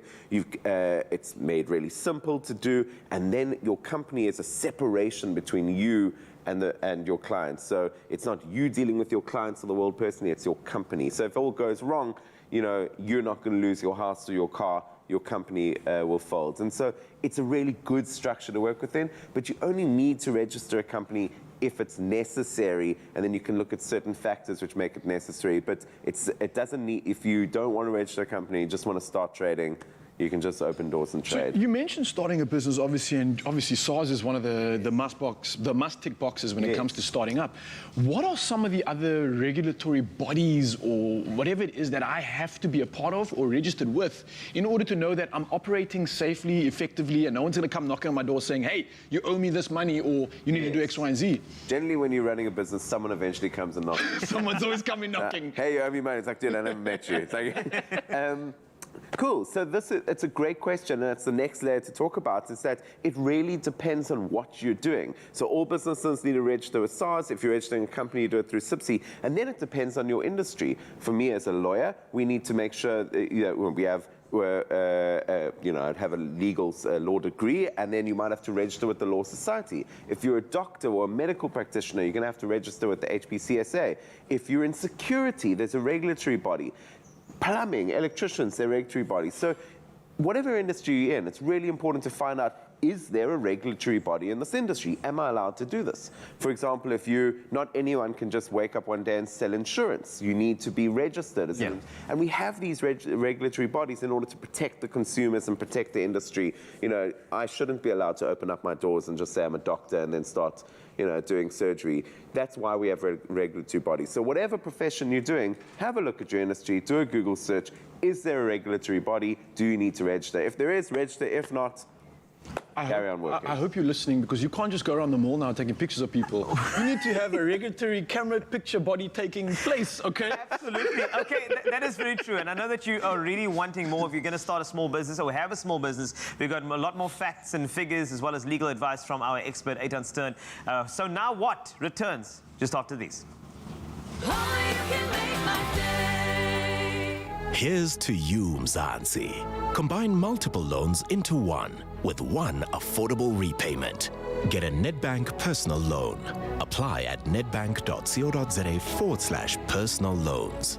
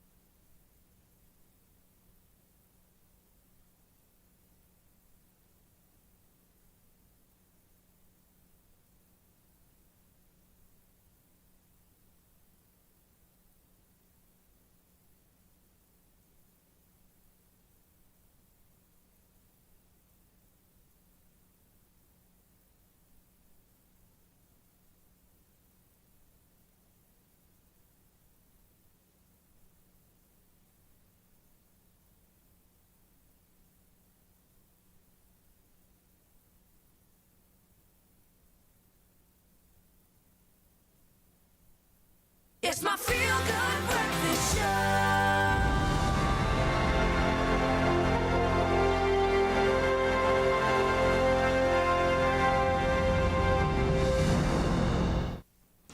Welcome back, you beautiful souls. You're still locked in. We're live right here on Expresso, and we're continuing our discussion with lawyer and director at legalese.co.za. It's Eitan Stern, and as he's breaking down the legal ins and outs of starting your own small business in South Africa. Yeah, indeed. And also, just before the break, Ryle said something about me taking pictures. The thing is, a little earlier for our social media question, I have to just make sure this context. We said that if you are an entrepreneur, please let us know about it. And if you want to start a business, and I said my business is going to be updating profile pictures and taking pictures of people and then updating it immediately for money. But yeah, so that's he's not a creep, Mzansi, just to clear that one up. Thank you. But anyway, let's go back to it. Let's jump straight in. Stop smiling, Eitan. Okay, stop smiling. You're going to tell us a bit more now. You haven't even started your business, and your PR campaign is a disaster. That's done. I'm finished already. I'm actually going to file for bankruptcy already. But what I do want to ask is that, I mean, we covered legislative. Yes. We've covered the sort of financial requirements, etc. We've covered a whole lot, including registration requirements. But there is something else we're missing. Yes. And that is, and I think you touched on it, let's just say geography, where the business is going to be. And you got zoning and municipal requirements that you have to adhere to. What are those? Take us through steps to make sure that that is, you know, that box is ticked. Great. So the reason why we have municipal guidelines and requirements is because you need to plan out a city, right? You can't have a power plant next to a primary school, or you can't have a nightclub in the middle of a suburban area because, you know, there's going to be noise. So with every city, you've got municipal guidelines about what you can have where. Now, this only really affects you if you're starting a venue or a shop of some sort, but you definitely need to, if you're going to start a shop or a school or a restaurant, you're going to need to make sure that you're doing it within a building and within an area that you're allowed to do that. So that's quite important to check. Okay, so earlier, obviously in our first segment as well, we were talking about the other regulatory bodies, Yeah. such as big tongue-twisting words, that we have to obviously register with when we're starting a company. Now, you've highlighted the importance of it, but when it comes to actually finding out where do I get that information from, and if I'm starting a company or a business, what are those bodies? How do I actually find out where that information is? Great question. A lot of it should be available on government websites, but I think a better place to start would even just be a Google search. Okay. You know, depending on if you're an electrician in South Africa, Google electrician in South Africa, there's a fortune of information on there on the internet, and you'll find different legal practices, different government bodies, accounting firms sort of put together articles about this. So, you know, definitely if you check government websites, they'll have the information, but if that's a little inaccessible, a Google search is going to hopefully find the right answer for you. I like that answer. You know, that's my answer to everything is Google. Yes. Yeah, it's like, hey, how do you do that? Google. Yeah. That's what it is. Well, I'm not saying that. No, listen, I'm not saying that that's what us as lawyers do. We don't just Google all of our answers. But, oh, okay. Yes, you tell them. You tell them. Anyways, but setting up and running a business, as you know, there's a mountain of paperwork. Yes. And I have interaction with so many small businesses who are very, very small. You took in the spaza shops or the single mom who's created a little baking thing for her colleagues at work and those sorts of things. So I'm just wondering, all that paperwork, is it all necessary, especially if you're a small business? Great question. And this is like a myth that we need to kind of dispel. Yeah. Essentially, the more complex a business is, the more paperwork and complexity is going to be involved, right? So if you are starting a financial technology company and redefining how banks work, you're going to need Reserve Bank licensing, you're going to need documentation with your clients, record keeping, and that's a complex business. But if you're starting a business in your house, if you're a hairdresser or someone baking for the people in the neighborhood, just get to work and start. You know, we need to understand in South Africa, it's really easy to start businesses, and we have an environment which is really friendly to entrepreneurs. This is an entrepreneurial country. So if it's a small business and you're not in a regulated space, there's no reason you can't just get to work. If it starts to work and if you're making money, so what I mean by making money is you are making more than you're spending, so you're starting to turn a profit, you're going to need to look into paying tax. And if the business is working and it's growing and it's turning into a real business, not just a project, well, then you can look at registering a company and growing from there. And at that point, you know, engage with a lawyer, engage with a business consultant and figure out how it's done. But there should be no reason why someone shouldn't be able to take the few bucks that's in their bank with an idea that they have and just put it into motion and see if it works. You know, you don't need to be afraid by the paperwork and the requirements just to see if an idea starts. Start it dirty, start it quickly, and see how it goes. I love that. Start it dirty, start it quickly. Get it going. I love that. Of course, Ethan Stern in the building, all the advice that we've needed when it comes to starting up a company, getting involved in your business, and making sure that you're actually complying when it comes to everything that you need to. Now, I can't thank you enough again for joining us, our head of legalese.co.za. It's a pleasure always chatting to you, man. This is fun. It was indeed. Yes. Get things started. Now we're going to get something else started in the kitchen, of course. It sounds like a beautiful dish, a acharioli, I believe. Let's see what's cooking. Well, hopefully all of that business chat's got you inspired. It's got your creative juices flowing, as it were. Now, hailing from Polokwane, private chef Tisetso Sebola joins us in the kitchen to share one of his recipes from his diners on a global culinary journey that has been inspired by South African flavors. All of those dinners, really.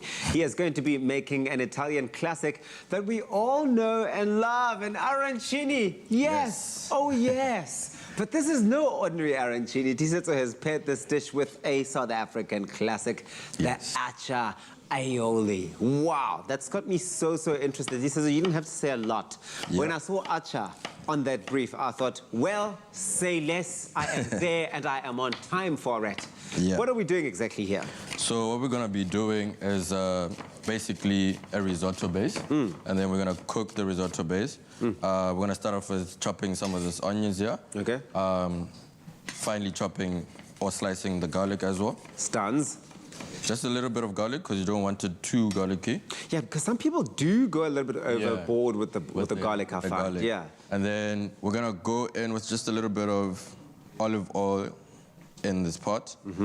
So what you wanna do is do a mixture of olive oil and butter. Why do you do that? Because butter is flavorful. Okay, all right. And I we see. all love butter. Okay, So we're just gonna go in with those two first. Let me just get the stove on. Okay, well, while that's happening, I want you to go on our website because you're already listening to what this recipe is all about and you're thinking to yourself, whoa, this is something I've got to make. Well, we've made it super easy for you. Go on the website, expressoshow.com. We've got the recipe loaded on there as well as all the different ingredients you're going to need. And I mean, I'm looking at the spread here across this counter. It's not a whole lot of ingredients, hey? It's just like the key stuff. Yeah. And then the rest of it is really just to make it your own and get that taste and flavor going as well. So definitely go in with some time. Yeah. So definitely this is, the achayoli is what makes it like sort of more South African based. That's the main thing. That's the girl, the local girl. That's the local part of the whole dish. But arancini is something that we all love and it's a great starter, you know, just a young snack. It's beautiful. So as this is going, you're gonna go in with the inside with the oil, the butter and garlic and everything. Yes. You're gonna go in with the arborio rice. Arborio rice. Yeah. Okay. Arborio rice, and you can just start stirring this. Okay. What can I do in the meantime to help you? Because I'm starting to feel a little useless here in the kitchen with you. Just watch. I mean, and I could watch you go on and on. There's nothing better than seeing a private chef do his thing, but I'd like to help. Yeah. So what you can start doing. So once that whole process is done, we're gonna have, this is the product that we're gonna have. This is what it looks like with all of that rice together, okay? To mold it into balls. You can make them bigger balls or smaller balls, however way, like size you like them. And then you can start just whisking the egg. You're gonna put the... Like this? Yeah, just like that. The pressure of having a chef right next to you, especially when they've got this top on, you know, this white jacket shirt thing that they've got on is all the pressure that comes with it. Okay, so I'm just whisking this and then? And then you're gonna just put this, the arancini into flour, the egg, and then the breadcrumbs. Start with the flour? Yeah, so you're gonna use one hand for the dry ingredients, and then the one hand into the eggs, and then the same hand for the flour into the breadcrumbs, just so that your fingers don't get... Your hands are dancing, guys, here as well. Wow, okay. Yeah. Who knew that it was this complicated? So from there, make sure that it's nicely coated in our egg there. Definitely. Okay, cool. Nice, look at that. Okay. So while you're busy with that... I like that it's not falling apart, because my biggest fear when I started was that, oh, it's going to come falling apart. But clearly, the consistency of how it's all been put together. Yeah, with the cheese and everything. It's so good. It's, and especially if you cook it properly as well. The arborio rice, the starch and everything just makes it come together properly. And then once you cool it down, it's like one solid block, you know? Nice, nice. So while this is cooking, as you can hear, you're gonna start by pouring some chicken stock. Yeah. You don't want to put all the chicken stock all at once. You just want to go in bit by bit until it basically dissolves in here.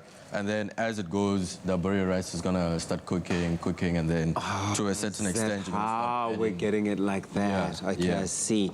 Now, Tiso, when would you say is the ideal time to serve something like this up, this dish? When would it be perfect for? Definitely for maybe a dinner date as a starter. Or as canapes. You make like it more that. smaller. Yeah. But yeah, that's I think those are the two perfect times. And if you're really just trying to do something interesting and fresh for the family, for example, this would be so perfect. Yeah. But yes, for those dinner dates at home with so many people taking to having dinner at home, you can really bring that restaurant experience home, like not just the restaurant experience, the private chef element into your home. Okay, so you were finishing off. You're doing what with the egg now? This is, we're gonna begin with the achayoli. Yes. So just break the egg, get rid of the egg whites. You only just want the egg yolk. You can have a little bit of the egg whites, but as this goes, you're gonna put in a little bit of salt, a little bit of pepper. Yes, sir. like a tablespoon of vinegar. Yes, chef. And start whisking it. What you want from this is to basically get the egg yolks a little bit pale. Okay, is that the whole plan there? Yeah, just to make get the those aioli. pale, and then what would you add more of? Nothing else at this point. So At this point, okay. as it is, once you get them pale like this, you're gonna go in with to make aioli basically. So you're making aioli now. This is acha oil. Oh, so you separated the oil. Yeah. I was waiting for when the moment is for when the acha goes on. But listen, there are obviously very intricate steps to this recipe that you need to be making sure you're following. It can get a little bit technical, but that's why we've made it so easy for you. Go on our website, expressoshow.com. We've got this entire recipe on there, and you can see how easy it is to bring that aioli to life as well. That acha oil. Ooh, I can imagine how that's going to be tasting. But the final product, that is what it looks like when it's all done, and it looks oh so good. Disetso Sibula, thank you very much for joining us this morning. You've inspired me to really step into the kitchen later today. And you know, give my family a treat, man. Thank you. Thanks very much. Put it here. Thank you very much. You rock, man. This is a man to look out for.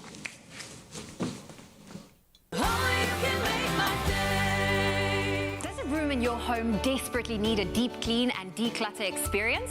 This could be your chance to upgrade your space for you and your family to enjoy. SA's online cleaning hub, Cleanipedia, is giving away 2 room transformations worth 30,000 Rand each. Visit cleanipedia.com/ZA and sign up to enter. You could also stand a chance to win weekly prize hampers. Get easy, expert cleaning tips for a happier home at cleanipedia.com/ZA.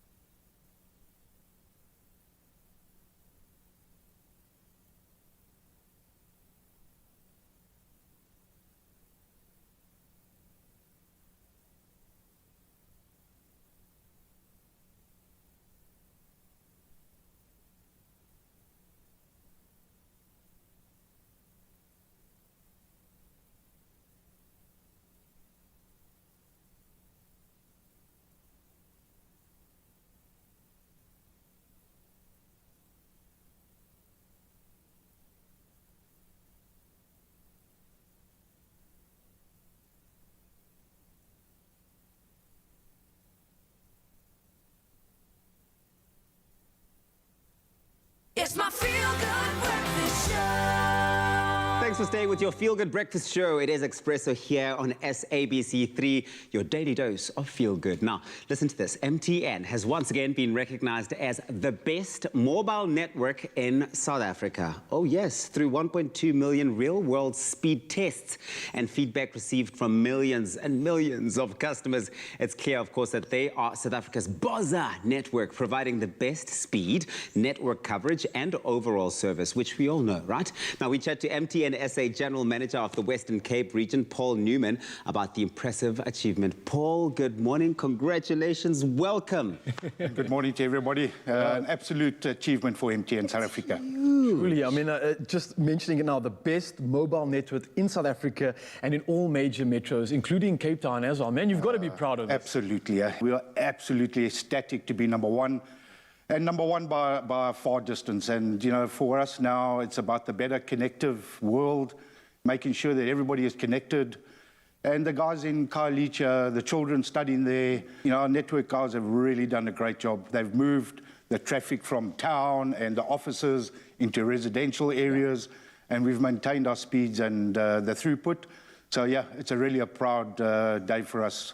You know what, Paul, this is really remarkable because this accolade is based on 1.2 million real-world speed tests, and all of this coming from your customers, which really is phenomenal. What does it mean for the customer?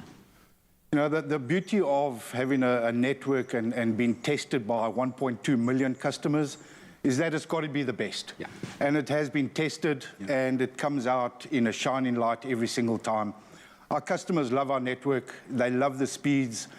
You know, it's a massive amount of investment that we made into our network. You know, it's over the last 4 years, we've probably spent over 40 billion rand on our network and upgrade. And, you know, I think as our CEO says, you know, if you build the best network, customers will come. And I think that's what we have done today. And I think at a time where it's so valuable as well, as you mentioned earlier, obviously we're being forced to be at home, forced to stay connected, of course, so I can't think of a better time for this to have happened. Now, I think this is the reason why you've been clearly named the Boza network of Mzansi, of course, which is putting you miles ahead of the competition. But if you could elaborate on what this really means. The beauty of what a Boza network really brings to them is the experience. And the experience of download speeds, upload speeds, no more latency, the favorite buffering.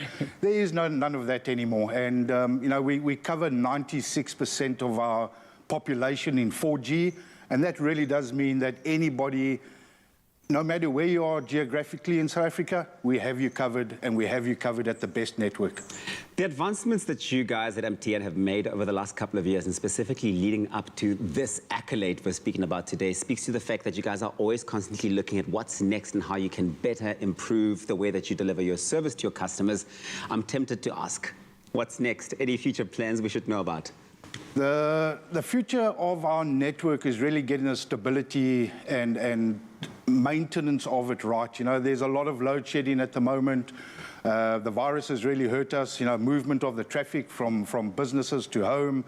And, you know, load shedding has been a major impact. You know, we secure our network with batteries and that and generators. And our network guys and engineers have really made an effort to make sure that the connectivity is seamless. We're going to carry on owning the space of being #1, especially in the Western Cape. You know, our speeds in the Western Cape are just about double our nearest competitor. And really, you know, so the amount of investment and what we've put into our network is impressive. And I think the company and the consumers can actually experience the Boza network. And it comes through, it translates. It really does. Well, General Manager of MTN, Paul Newman, I can't thank you enough for joining us this morning and obviously keeping Mzansi connected in a time of such need. It's been a pleasure chatting to you. Absolutely. Thanks, guys. And to the Boza network and Western Cape, we're really proud of you, and we'll maintain that #1 spot. Thank you. But that is all the yellow excitement you want. I love it. Now, listen, for everyone out there at home with the Boza network, it's go time everywhere you go. Now, be sure to tune in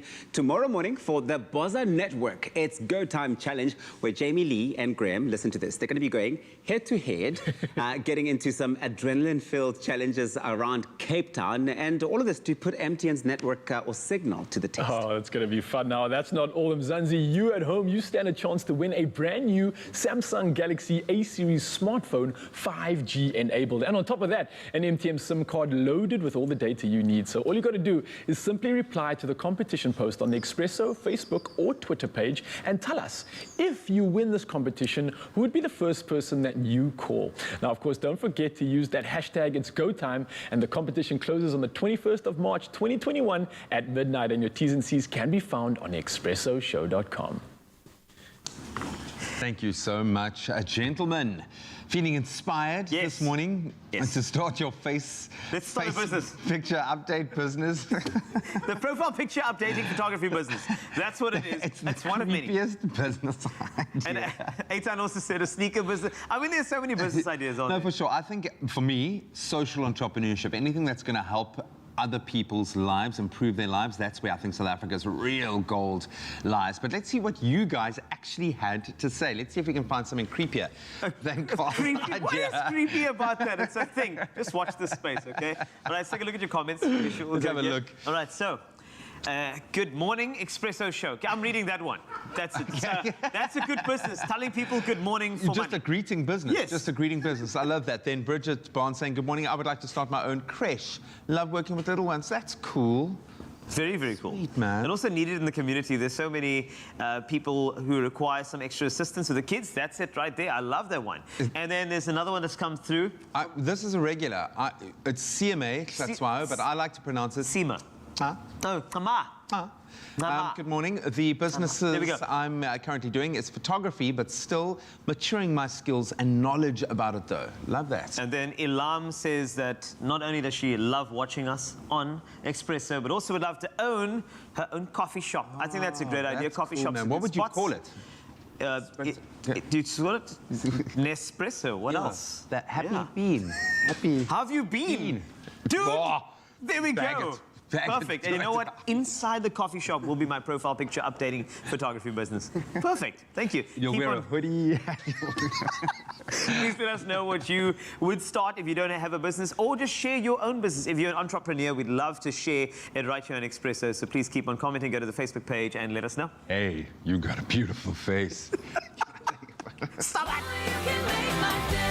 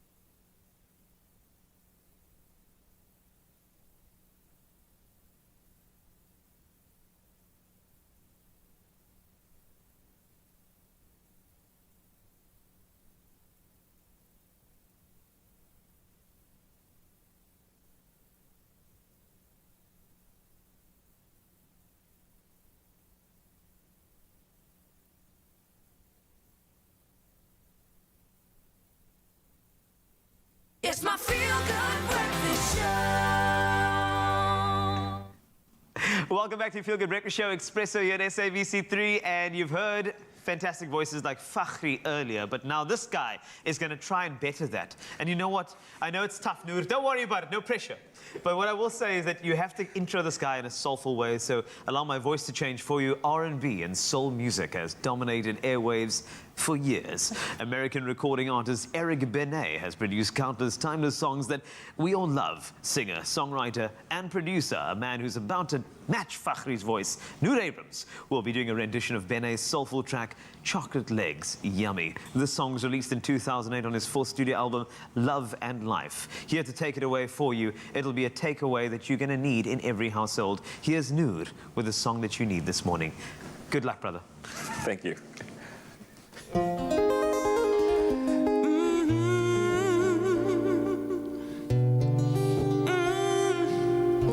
Oh, baby.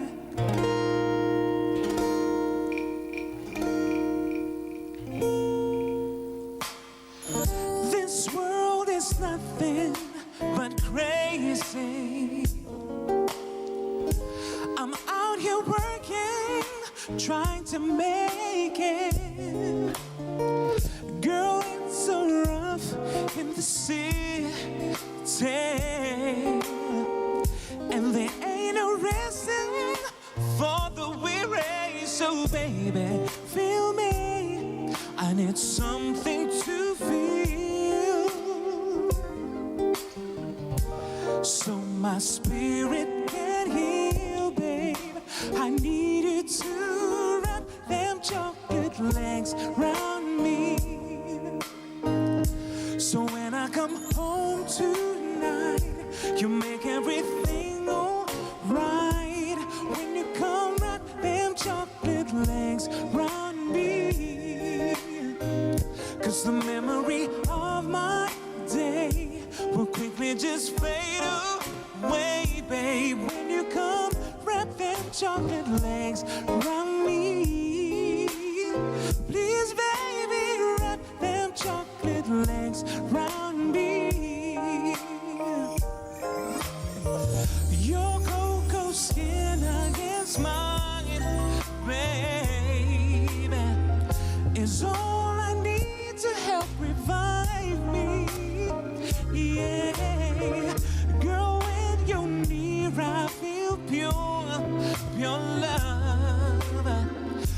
the only thing I ever sure of. Your love, I'm sure of. I need something to remind me that God is still behind me. So come on and take my soul and set me free. Then when you come, wrap them chocolate legs round me. So when I come home tonight, you make everything alright. When you come, wrap them chocolate legs round me. 'Cause the memory of my day will quickly just fade away, babe. When you come, wrap them chocolate legs round me. Please, baby, wrap them chocolate legs round me. So hold on, so hold on, oh, baby. So hold on,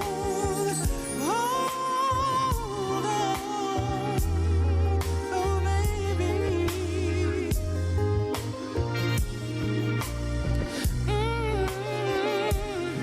I need some reminding that God is still here behind me. So come on and take my soul and set me free.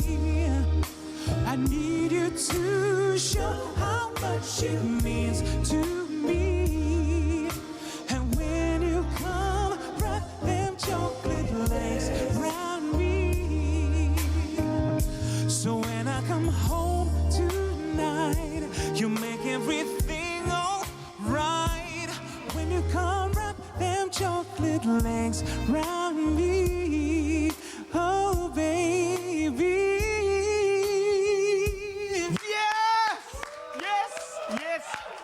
This is why it's sold out. Do you understand now with these amazing guys? Soul Sessions tomorrow.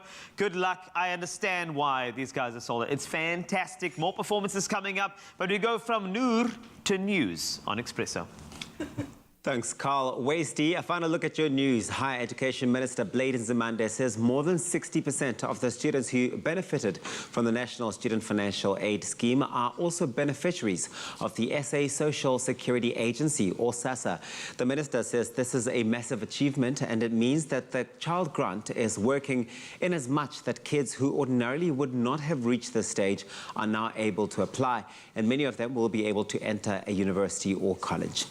After a year of closure due to the COVID-19 pandemic, the iconic Fugard Theatre in Cape Town is to close permanently with immediate effect. Founder, producer and benefactor Eric Abraham says that they are not convinced that it would be COVID safe or financially viable to reopen as a theatre in the foreseeable future. It would be returned to the board of the District 6 Museum as a working theatre. Now, the news of the theatre's permanent closure is seen as a huge blow to South African arts and culture practitioners as a whole. In international news, Denmark will deploy a frigate to the Gulf of Guinea on Africa's west coast to help address the rising sea piracy in the region. Denmark will send the frigate to the region for 5 months as from November, and pirates continue to attack ships along the West African coast and have been behind several kidnappings in the area. While they mostly target oil and gas tankers, smaller boats have at times been attacked too. Some 40 Danish merchant ships sail through the Gulf of Guinea daily, transporting goods with more than $1.6 billion a year. In Brazil is experiencing a historic collapse of its health service as intensive care units and hospitals run out of capacity. Its leading health institute, Fiocruz, has warned COVID-19 units in all but 2 of Brazil's 27 states are at or above 80% capacity. In Rio Grande do Sul, the state, there are no intensive care beds available there, and the country yesterday registered its highest daily death toll to date with 2,841 deaths in 24 hours. The previous high of 2,286 was on the 10th of March. And now news of the NSRI's rescue stations being extended. Now, traditionally, the National Sea Rescue Institute, or NSRI, operates on South African beaches, but its rescue stations have also been extended to 5 major inland dams where water sports are popular. Now, the Waterskloof, the largest dam in the Western Cape, is one of the relatively new stations. It's close by Willisdorp and is most popular for water sports. Now, Station Commander Shane Wycombe says his 100% voluntary crew and himself are all in for the passion. Now, regarding the training of the crew, Wycombe says that he can't praise the NSRI online training portal enough. He says he describes it as fantastic. Moreover, he shared a little known fact: more drownings or care inland than at sea, and not necessarily in dams, but often during flash floods and the likes. And Wycombe says that he'd love to grow the station and expand, of course, his crew in such a big way. And of course, it would also be excellent to have a jet RIB, jet-propelled boat, as they are super fast and able to navigate challenging conditions, because at the end of the day, he says, every second counts when someone's life is in danger. Now, any contributions towards these goals would be most welcome. Get in touch with them. That's where we leave it for this morning. Here's a final look at Sports with Graham.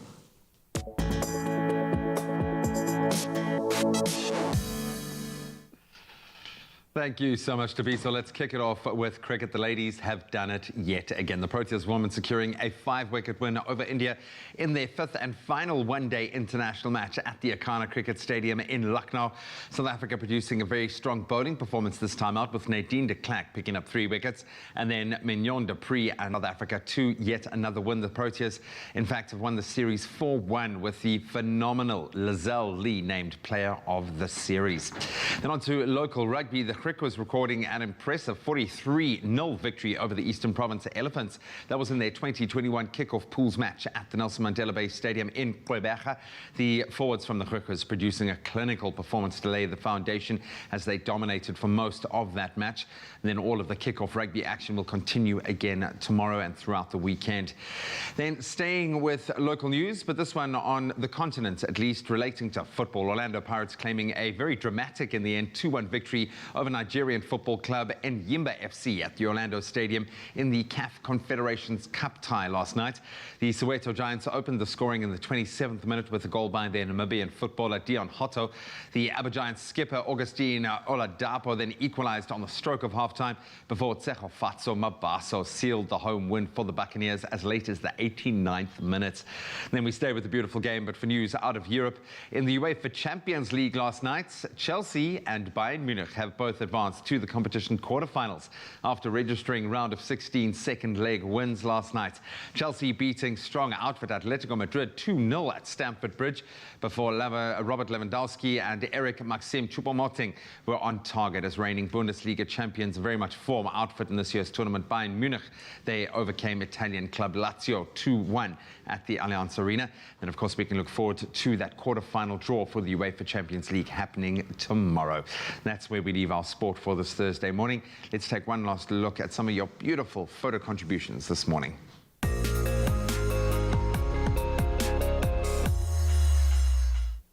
Let's do that indeed, and we have really loved seeing all of the sunrise views we have seen this morning. They've been extraordinary. We started off with the morning with Duncan Rice's photo overlooking the skyline of Durban. Then Makabaza Alke Kabza shared this beautifully colored sky. Hannes Bosman from Gordons Bay sent through this picturesque image. And last but not least, regular contributor Nick Lombard shared this super special photo from the Northern Cape showing this rare view of a double sunrise. Please continue sharing your sunrise photos with us on the Expresso Facebook page. We love to feature your sunrise views during our weather updates as well. For our last international city feature, we give a shout out to any viewers tuned in from Tucson, Arizona. Tucson has a hot semi-arid climate with 2 major seasons, a hot summer and a mild winter. Summer is categorized with daytime temperatures of over 38 degrees as we move on over there.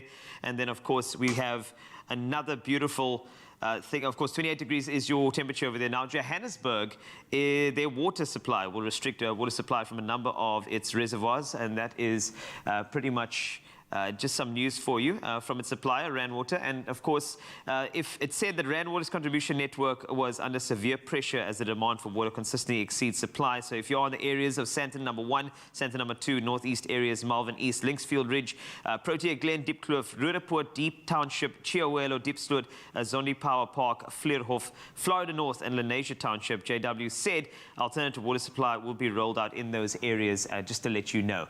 Let's take a quick look at the temperatures from across the country so you know exactly what to wear today. Let me start you with Polokwane, 16 to 27, your temperatures. Bombela, 19 to 30. Pretoria, 27, your high, that's from a low of 16. Johannesburg, 25, the high, that's to a low, well, from a low of 14. Then you have Mahikeng, 15 to 28. Klerksdorp, 29, the max, from a low of 15. Kimberley, 30, the max, that's from a low of 16. Bloemfontein, 12 to 27 for you. Richards Bay, 27, the max, from a low of 20. Pietermaritzburg, 16 to 26. And then you have Durban, 22 to 28. Mthatha, 15 to 28. East London, 20 to 26. Cradock, 14 to 32 for you. Gqeberha, 18 to 26. George, 25 the max from a minimum of 15. The Mother City, 22 the max from a low of 16. Worcester, 12 to 30. Sutherland, just 8 this morning to a high of 26. And then Uppington, 15 to 34. Thank you so much for sending through your sunrise photos. Please keep them coming. And we go from meteorology to meteorites now in the final frontier. Here's Chi.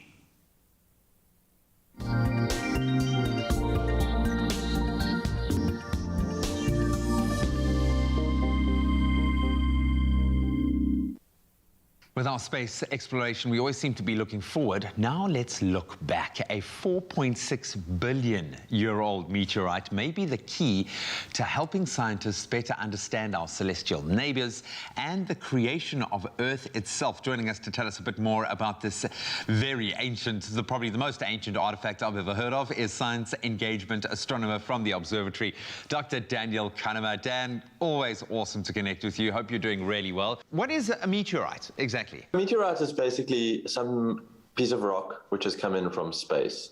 So a meteor is a shooting star, as most of us have seen, or hopefully. It burns up in the atmosphere. A meteorite is when that piece of space rock reaches the ground, and the thing remaining is the meteorite. I've got my daughter's little meteorite here, actually. Oh, wow. So we have our own little meteorite at home. Yeah. So besides, obviously, for its age, what has got scientists so fascinated and excited about this particular meteorite? So I think the exciting thing about this meteorite is the way it would have formed. So the rock itself appears to have formed on the crust of a planet. So on planet Earth, we have these tectonic plates. They move together, and then they have these zones where they dunk under the surface, and they create volcanoes. And there's a lot of surface activity going on in the crust of the Earth.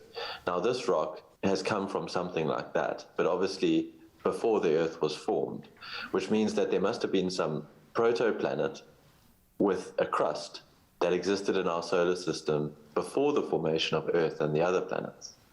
Wow. And that obviously presumably then got smashed, or however that ended up, being partitioned off to arrive on our planet. That is amazing. Where was this meteorite found, and what likely is the origin? How much have they been able to glean about where it should have come from? This was found in the Sahara. It's a fairly big meteorite to be found. It obviously came from our solar system in space. The origins, as I said, would have been one of these protoplanets, which then would have been ripped apart. Most of the rocks from that protoplanet would have been absorbed into Earth or one of the other planets, and then transformed, heated, molten, and you would have lost all of that information about the original formation. Whereas this one is still kind of unique and in its original form, which is kind of what makes it so exciting. And so rare, I would imagine. So does that mean that it would have been kind of, flying around in space longer? What sort of timeline are we thinking? When did it arrive on our planet? I think it arrived quite recently, particularly if it landed. It's still available on the surface. Wow. So I think it was found on the surface of the Earth. So I would say it arrived recently in the past few years. But it would have been flying around the solar system for 4.5 billion years. Wow. So this little rock's been around the sun many, many times before it finally crashed into Earth. The stories he could tell. I know I always have to personify everything that you send to space or that comes from space, but it's the way my brain understands it. So how can this then help us better understand how our Earth, our planets, and then I suppose our surrounding planets, those in our solar system, were actually formed? Yeah, so I think that the understanding of how our solar system formed is not quite clear.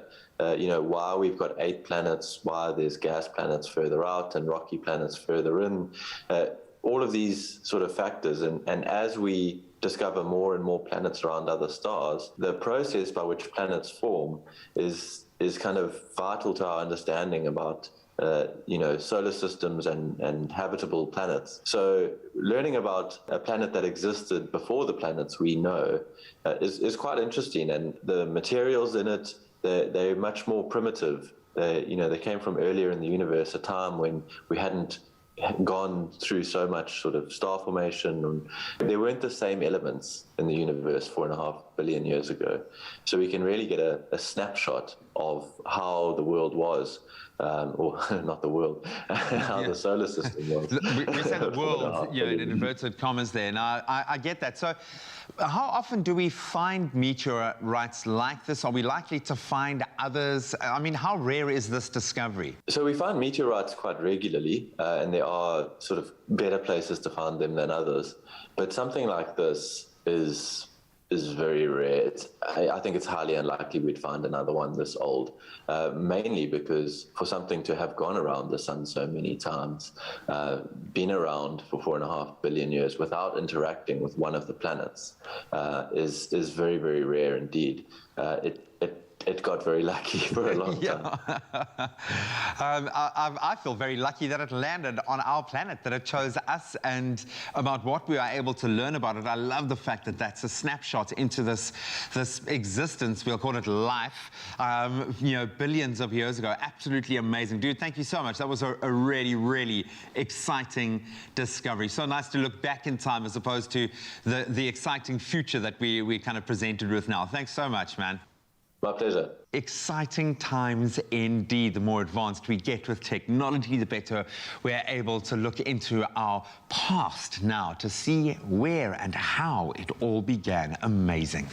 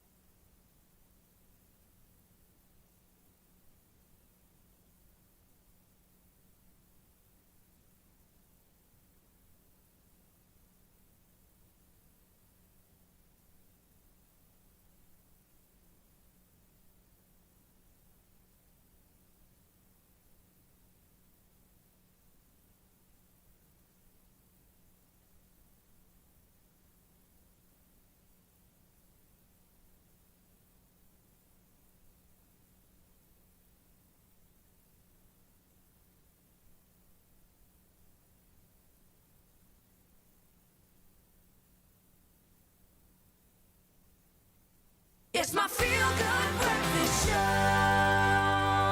It's your Feel Good Breakfast Show, Expresso. Welcome back. We're live on SABC3. And as you can see, you know, load shedding is causing a bit of a problem. And everybody knows that. But offshore wind energy could actually solve SA's energy woes. And this is according to Gordon Ray and many other world-leading countries and experts. Gordon Ray is a published author and Master of Engineering graduate from the Department of Mechanical and Mechatronic Engineering at the University of Stellenbosch. And he connects with us all the way from London to tell us more about this. Gordon, good morning.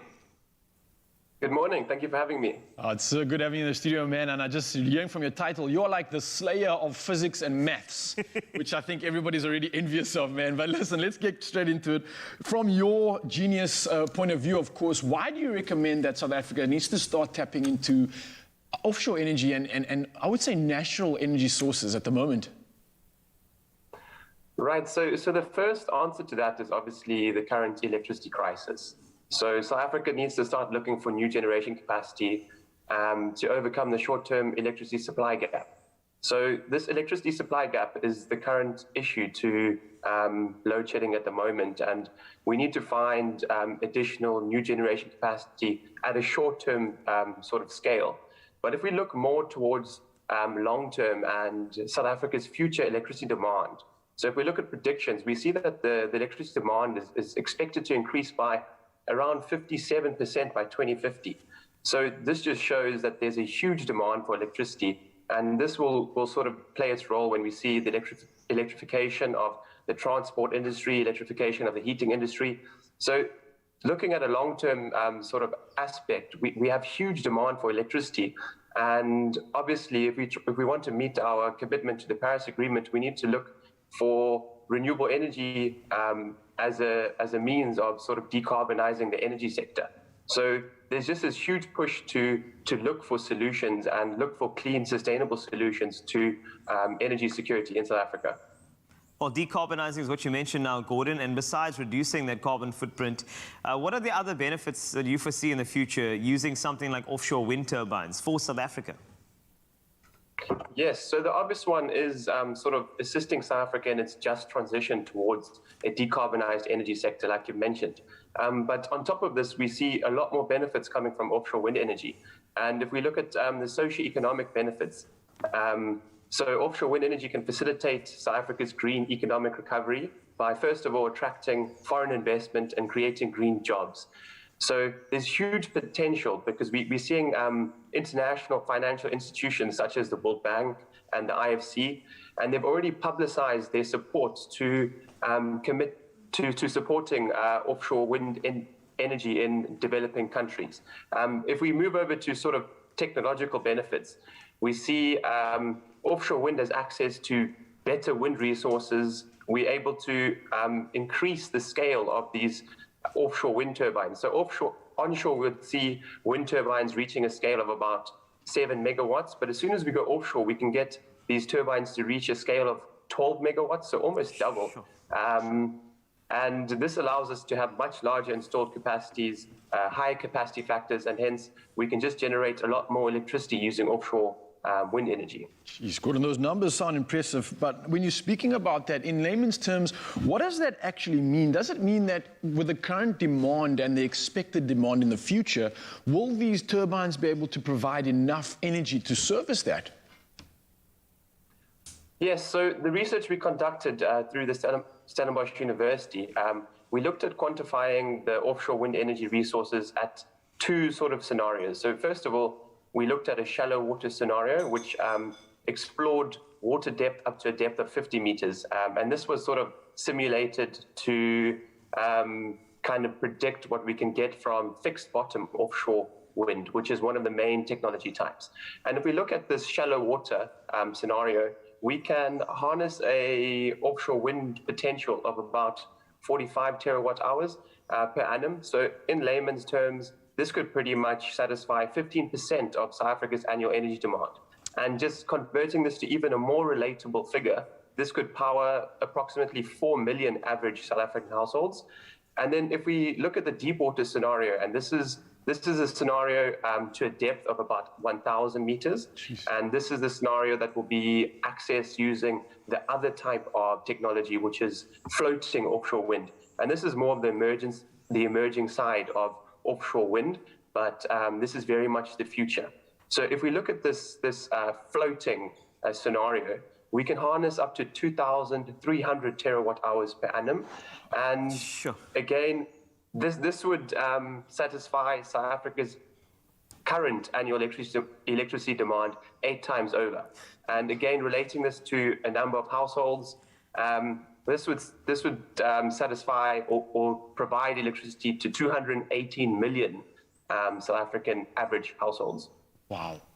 Well, of course, solutions do cost quite a bit. And if I think about it, there are some interesting things infrastructure-wise, but just anecdotally, ideal locations. We know Cape Town and Gqeberha, those areas love the wind. Are we talking about those offshore areas being ideal for these types of wind turbines? Yes, so the second primary goal of our research was to locate the most suitable locations within South Africa's exclusive economic zone. And in order to do this, we used an ArcGIS-based multi-criteria decision-making methodology. And like you say, we looked at wind resources as one of the factors, but then we also had to factor in ocean bathymetry. We had to look at access to the Eskom grid, and then also proximity to commercial harbors, which would be used as our operation and maintenance, as well as construction sort of hosts. So using all of these data layers, we were able to pinpoint a few locations along the South African coastline.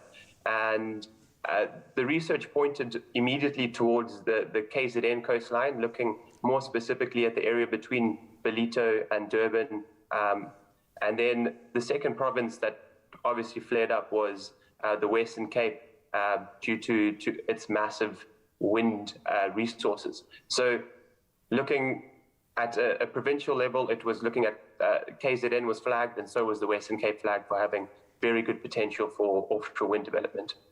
Oh, well, Gordon, man, it's such an enriching pleasure to have you in the studio and talking about something which is a little bit more greener and something that I think is so important. But thank you for sharing your knowledge with us this morning, man. Only a pleasure. Thank you for having me. Thank you so much, Gordon. Now you know, wind turbines, something for the future. We hope that comes through sooner rather than later. But for now, thanks a lot for sharing the social vibes with entrepreneurship, as well as if you do want to start a company, what would that be? Let's take a look at some of your comments. We need it. We need it. We need all of those alternatives. The winds of change, my friends. Now, of course, there's a massive drive to support SMEs. We've seen that as kind of the future of our economy. So let's see what bright ideas you guys have come up with. Because the question we asked you on Facebook and our social media across the platforms this morning was, are you an entrepreneur already? If not, what business would you start? We've gotten quite a few comments. Colleen Kinshela saying, good morning, Expresso family. I would love to open a baking business. Nice. If not, then maybe sell clothes. Go and do it. Colleen, go and do it, man. Just do it. Start today. Chloe Bianca Oosthuizen saying, I'd like to start, and this is quite specific, Chloe, I'd like to start selling frozen Italian affordable pizza in my town. Clearly, she's identified a need for affordable frozen pizzas. I love that. Jaylene first says events management. Love strike emojis or something entertainment related in Gauteng, like a roller skate rink or children's museum. All of those ideas. Cool, man. Jaylene, you're going to have funders calling you. I'll take my little one to go and roller skate and then check out a children's museum. Absolutely beautiful stuff. Inspire us this morning. Let us know if you were going to become an entrepreneur, especially after this crazy year that we've all experienced. What would you do? What is your next great, bright idea?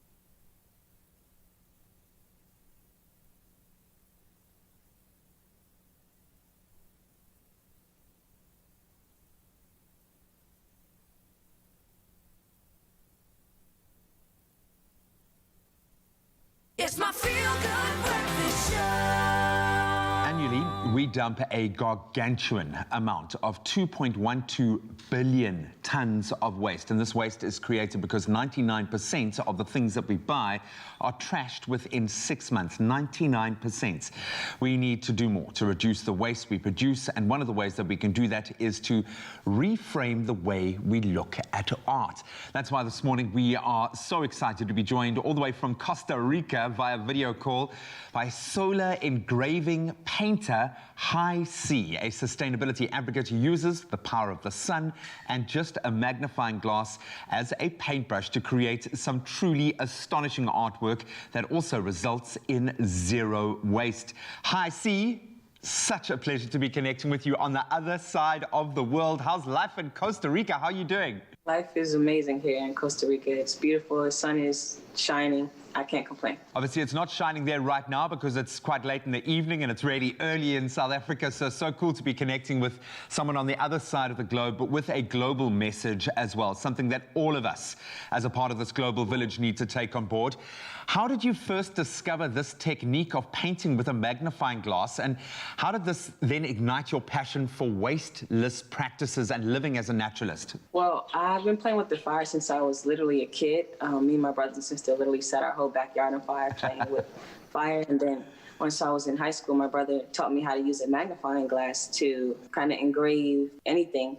And then from there, about 2016 is when I really started to get into my art practice. And then, yeah, it's kind of been just a beautiful journey since. Your artwork is so detailed. It's mind-blowing, actually, to look at it. And the process behind it. How did you perfect this technique into the skill that it is today? Because I would imagine it's not just as simple as just picking up a magnifying glass and get going. There is definitely something going on behind that technique that is truly amazing to me. Literally, it's just been practice after practice after practice, trial and error, and seeing what works, what doesn't. And after a while, you know, I kind of developed my own style of perfection. And it really does come through. And the fact that it's so unique and has the message behind it, I love that. So how do you want your art to inspire people to strive for a wasteless life and to live sustainably, something that all of us need to be thinking so much more about right now? I would like to inspire people to look to nature more and use that as an example of how to live our lives. The same way that in my art I can only, I can't use more sun than I need. The same way that bees only use a specific amount of honey to feed themselves. And I feel like that also can be, and painters could be inspired to maybe use different alternatives to paint, different ways to use color and things of that nature. So yeah, to look to nature. There is an opportunity because there is such an emotive connection to creating art, and it conjures something in us that resonates, that is far more powerful than just a message printed in bold. How do you want to encourage your fellow artists to adopt not just your wasteless practices, as you've touched on now, but also driving a message like this? Because surely your voice is something that can reach a person on such a deep level. I would encourage other artists to definitely use your natural resources. Use what's in the environment, use secondhand, because there's so many things that go to waste. There's so many things that can be repurposed, recycled. There's so many things in the thrift store that you can use to create art. There's so many things in your backyard. There's so many things in your household. So I'd say get more creative and use your natural environment as a inspiration and a landscape to guide a piece of art. I think most importantly, how can people around the world get in touch with you if they want a piece of your work, if they want to commission you to create something, if they just want to connect with you around the idea of sustainability and be a part of that community? What's the best way to connect with you? The best way to connect would be to go to my website, which is magnifythesun.com, or go to my Instagram, and you'll be able to email me from there. Oh, I'm certainly going to head over and continue to look at some of your amazing work.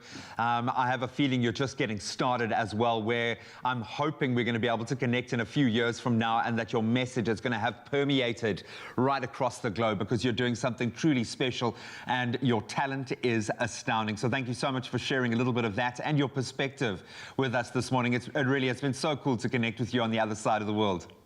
Likewise. Thank you for having me. If you would like to see more of High C's unbelievable, eye-catching work and learn more about her process, then make sure that you stop by her website, magnifythesun.com, get all the details, and hopefully help to spread this message of sustainability and take in some amazing work in the process.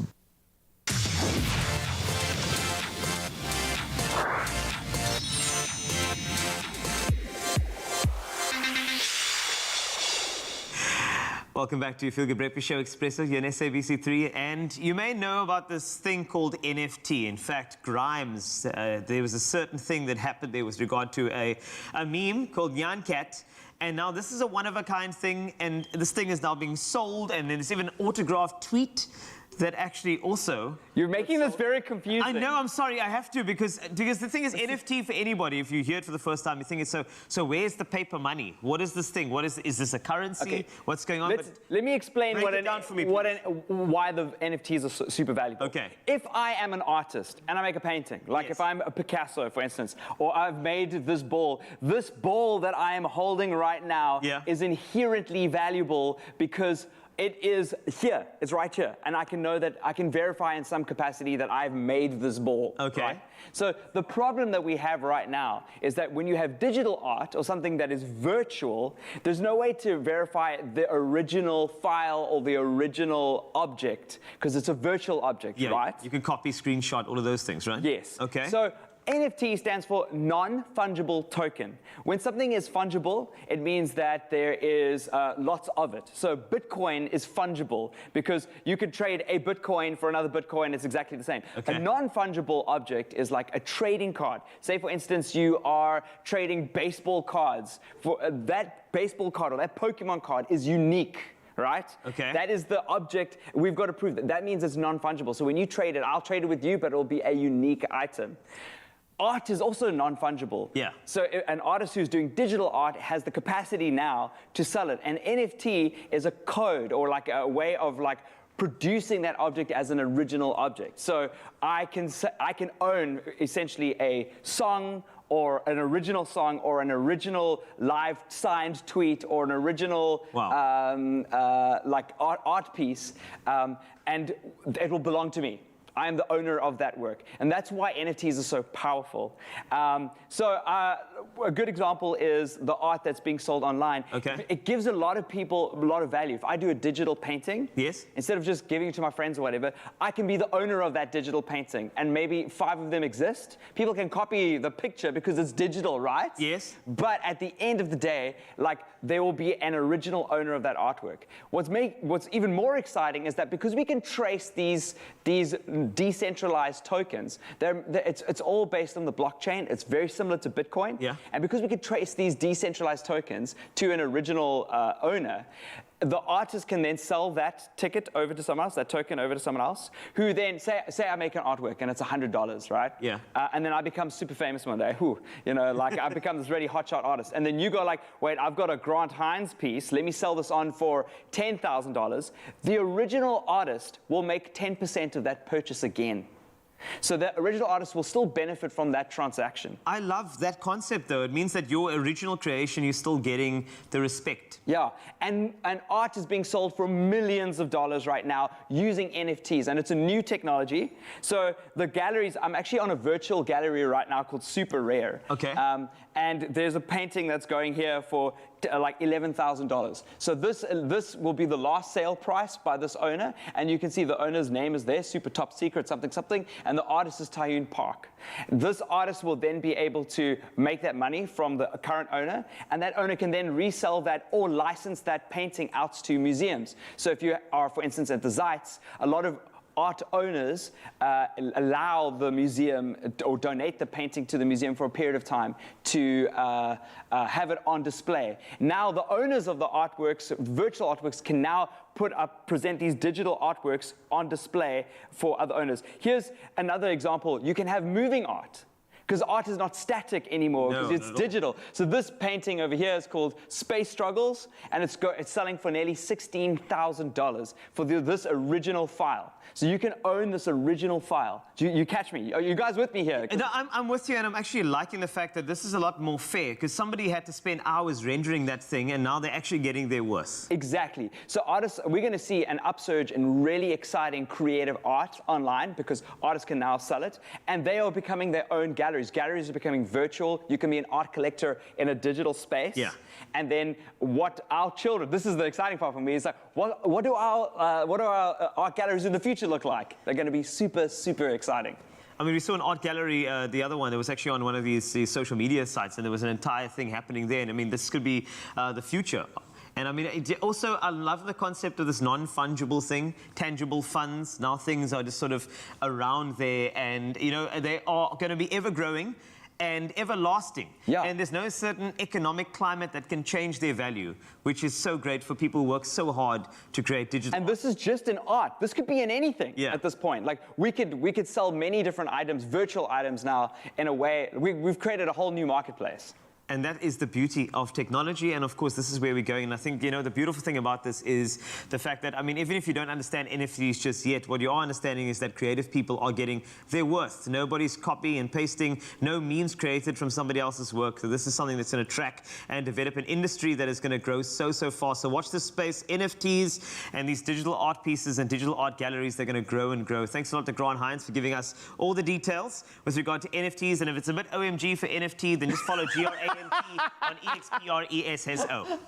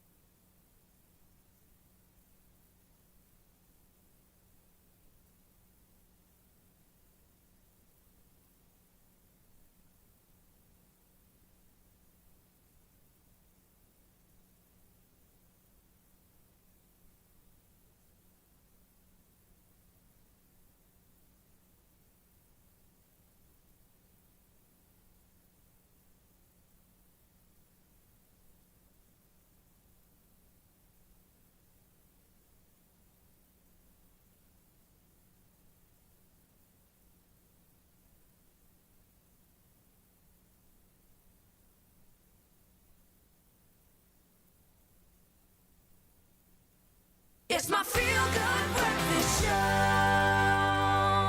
Welcome back, you beautiful souls. We are still live, locked in on the Expresso show right here on SABC3, and we're talking about the silver screen. And starting this Friday is an all-star cast portraying a true story of the cruel injustice to hundreds of wrongfully imprisoned inmates, which were in the United States, and that was the Guantanamo Bay detention camp, and it was from the movie The Mauritanian. Excited about this one. It's already cracked a Golden Globe nomination for leading man Taha Rahim, and the Globe win for Jodie Foster, as well as standout performances from Benedict Cumberbatch, as well as Shailene Woodley too. Yeah, so now let's check it out. Of course, director Kevin MacDonald, widely acclaimed for his Oscar-winning The Last King of Scotland, spent some time unspooling the making of his latest with our very own JP Sebastian. And here they are talking about The Mauritanian. Let's check it out.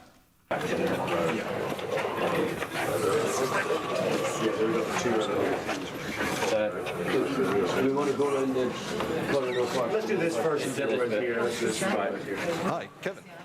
Hey, how are you? You are the director of The Mauritanian, and I watched it. My blood boiled, and I was moved to tears.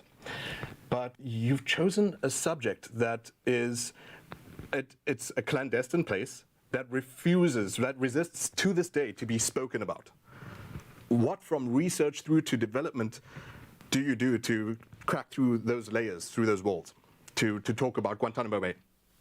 Mohamedou, who is the subject of this film, Mohamedou Slahi from Mauritania, he said to me at the beginning of this process, he said, I want you to get Guantanamo right, both physically and in the way people act and what they did, because this is a historical document, because the American government spent millions of dollars preventing people knowing what happened there, not showing them photographs, video, whatever of the place. And actually, Mohamedou was my greatest resource because he has an amazing mind and he could remember the color of the paint in the rooms, how wide the paths were, the rigmarole that the guards went through when they were chaining people, and of course all the torture.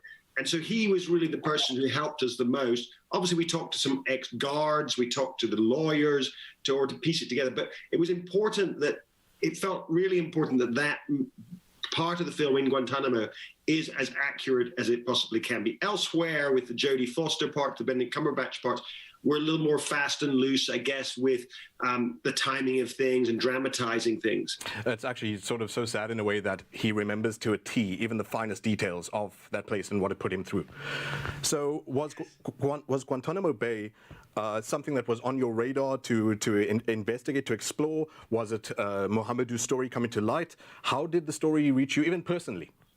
Well, you know, there have been a lot of books and newspaper articles and things written about Guantanamo, but there have really been very few filmic representations of it, and almost nothing which is from the point of view of a Muslim prisoner who's there. We don't see that. We don't see that very rarely anyway in mainstream cinema. We don't have a positive Muslim figure at the heart of it. So it was actually talking to Mohamedou, who had only got out of Guantanamo in 2016. I spoke to him about a year later, and I was expecting a man full of anger and hatred and who was completely messed up. Instead, I see a bright, smiling face on Skype who is incredibly acute and intelligent, who speaks many languages, who is warm and funny. Believe it or not, he's cracking jokes. He's singing Black Eyed Peas songs to me the first time we were talking. And so he's not what you expect at all. It was that character, that resilience in him, and that, most importantly, his desire to forgive what had been done to him, that I thought that's a movie and can be an inspiring movie. And you can imagine how, to a South African, a story like that is quite special. Absolutely. And this film obviously owes a lot to South Africa, not just because we shot the vast majority there in Cape Town and around Cape Town, but also because Mohamedou has been denied a passport and visa to go anywhere in the world, and until very recently. And just before our film was made, he was given a passport, but the American government contacted every embassy around the world to say, do not give this man a visa, do not let him into your country. And we asked for Mohamedou to come to South Africa to the filming, and the South African government ignored America and said, yes, he can come. And we were told this is because people within the ANC, within the government, they know what it was like to be on American no-fly zones, to be called terrorists and this sort of thing. And so actually they have a much more sympathetic attitude towards it. So Mohamedou is very grateful to South Africa, as am I. And I mean, just for us as South Africans, like if we remember how long Nelson Mandela spent on an FBI watch list. So yeah, absolutely, the sympathy is totally understandable. But sir, I have to wrap, I'm afraid. And with that, I want to say thank you so much for a compelling, thought-provoking movie that, like, moved me to tears, actually infuriated me at times. And above all, also thank you especially for the Bob Dylan rendition at the end, which was like a breath of fresh air after how heavy that was. That's from Mohamedou's favorite movie, which is The Big Lebowski. And 110 times, I believe. 86 times when he was in Guantanamo, and that song is from that movie. I know, sir. Thank you so much. It was a great film, and I hope more people go out there and feel charged to be as courageous as people like Nancy Hollander and Mohamedou Slahi. Thank you very much. Very nice to meet you. You need to tell me what happened to you. I can't defend you. My captors cannot forgive me for something that I've never done. Maybe he's guilty. Someone has to answer for the tower. Someone. Not just anyone. In Arabic, the word for free and the word for forgiveness is the same word. I want to forgive. This is how, even here, I can be free. So intriguing, so intense. Thanks a lot to JB Sebastian for getting that amazing interview scoop. The Mauritanian out soon, and it is going to be one of those must-watch movies. Definitely, indeed. Now, after watching that, I definitely worked up an appetite, and I bet you didn't know you could do this with crispy chicken. Let's check it out. Is there anything better to work with than crispy chicken skin? No. This is just the most amazing thing to me. Expresso Cipolla joins us back. He is the private chef, and today he is our private chef, which is so awesome. Not only is he an incredible guy, but he has got such a cool perspective on cuisine, and he's been putting a kind of a South African spin, something that feels very kind of natural and local on some very classic cooking, and we're going to be doing that now with some spinach puree, which I'm going to help out. A beautiful piece of fish, mussels and chicken skin. You would think really simple ingredients, but as you've highlighted in our first chat, it's how you put it all together. Yeah, 100%. So we're gonna first start off on this side with our beautiful fish. What fish are we using? We're using, this is hake. This is just a beautiful piece of hake. It's nice, flaky, easy to cook. Yeah. Gonna start with this. A little bit of olive oil in non-stick pan, cast iron pan, just to make sure that it doesn't stick. Make the pan nice and warm. Then you're gonna start on the skin side. Skin side, just to make sure you get that nice crispy skin. Yeah. Skin, yeah. I mean, crispy skin on crispy skin. Okay, That's what we need to do. Yeah. So while this is going, I'm gonna start with the spinach sauce as well. So in the spinach sauce, we go in with a little bit of olive oil. So you want to create a base for the spinach sauce, just so that it has a little bit of flavor as well. You don't want it to just purely be just spinach, you know. A little bit of garlic in there. Gonna go in with the garlic in the pan. A little bit of chopped onion, and that's where your base starts. Some thyme too in there as well. We can also do a little bit of butter for that nice extra fat. Kind of give it that gloss, that gloss as well, you know? luxury feel, yeah. Yes, make it extra smooth. So as the base goes, it kind of just cooks off just like that. And to this, we're gonna add, we can either add like chicken stock or veg stock, any of the two. But here we have just a little bit of water. Can add water as well. But another important thing, don't forget to season the base as well. Okay. Need to season everything as you go. Because we often forget, it's not about the saltiness, it's about activating the flavor. Activating the flavor of the garlic, the thyme, and the onion as well.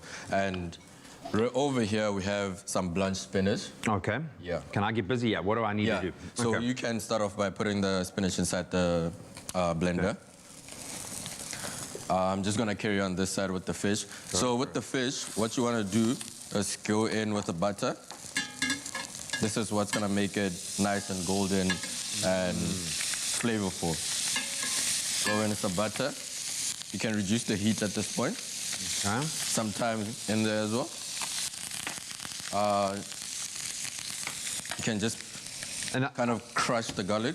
Now, see, there's like a continuity throughout. Like what you're using in one, you're using in another, maybe in a slightly different way, but that's the thyme is following through the entire process. The butter is following through the entire process. The spinach following through the entire process, because it's all about flavor at the end of the day. You know, these are ingredients that should be used in everyday cooking. For sure, yeah. It's like...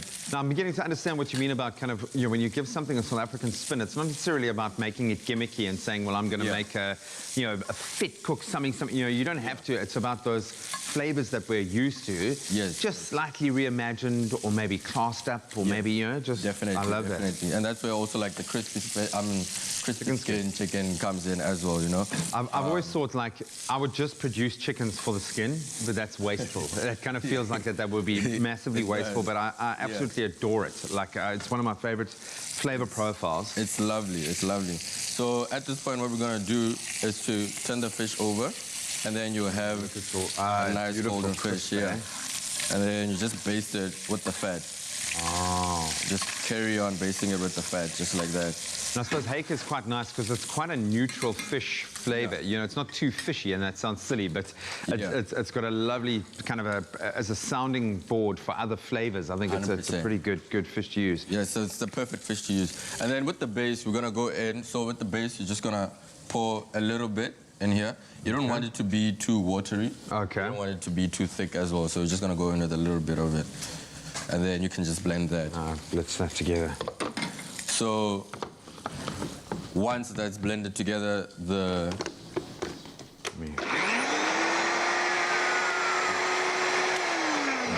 maybe we need a little bit of a little bit more moisture, yeah.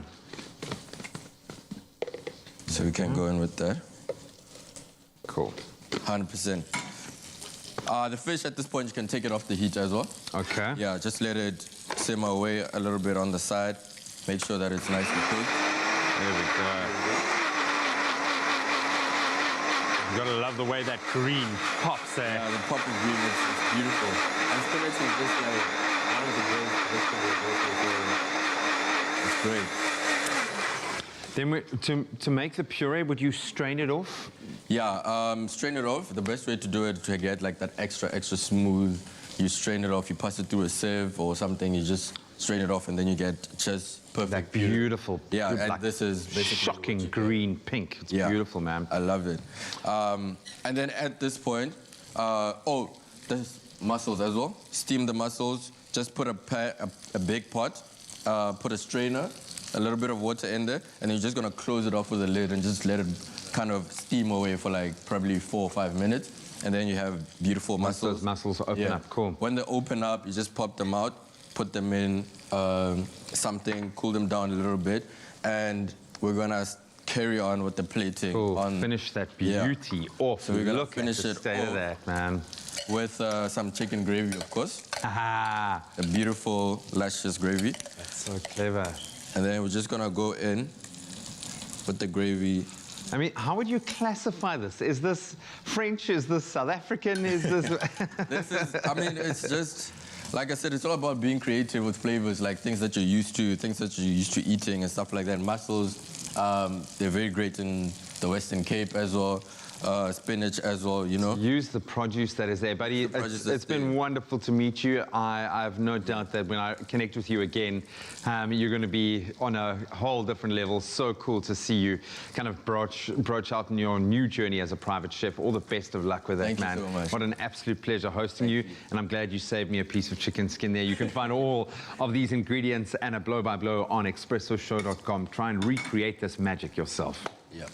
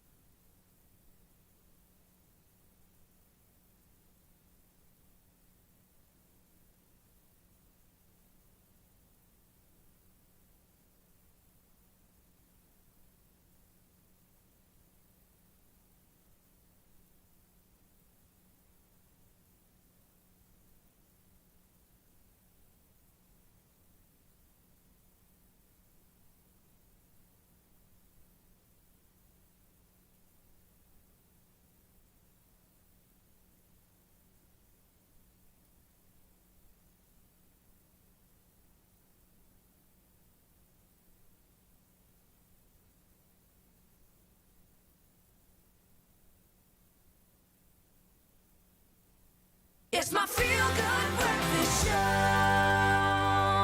Welcome back to Feel Good Breakfast Show, Expresso at SABC3. And you heard these two gentlemen behind me, Noor Abrams and Fakhri Isaacs, individually. But it's as if we assembled the vocal Avengers for one final performance here on Expresso. Now, these guys, they are dedicating this song to you, Marvin, and you, Jackie, especially if those two are ending their night shift. This is for you, the final performance. Enjoy from the Commodores, these talented guys, at a sold-out show tomorrow called Soul Sessions. And here they are, just for you, right here on Expresso.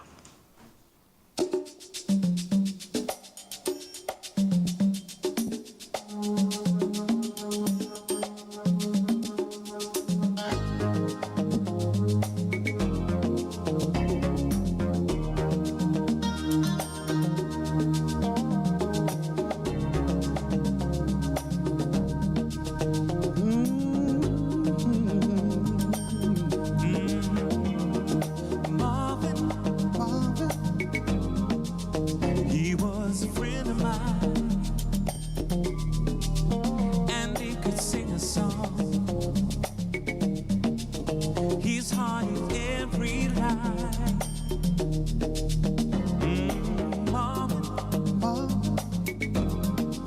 Sing of the joy and pain.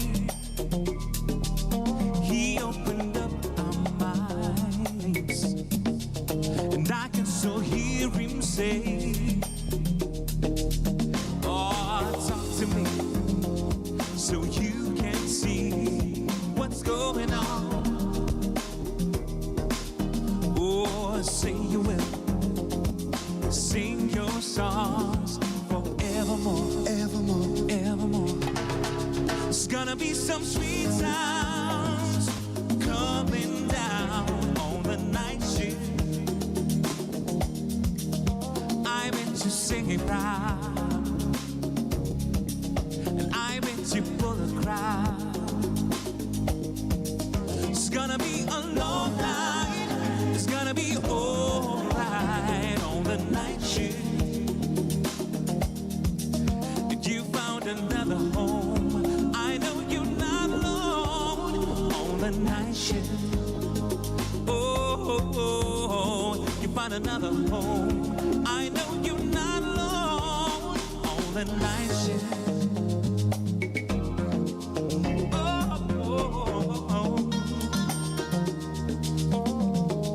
Jackie,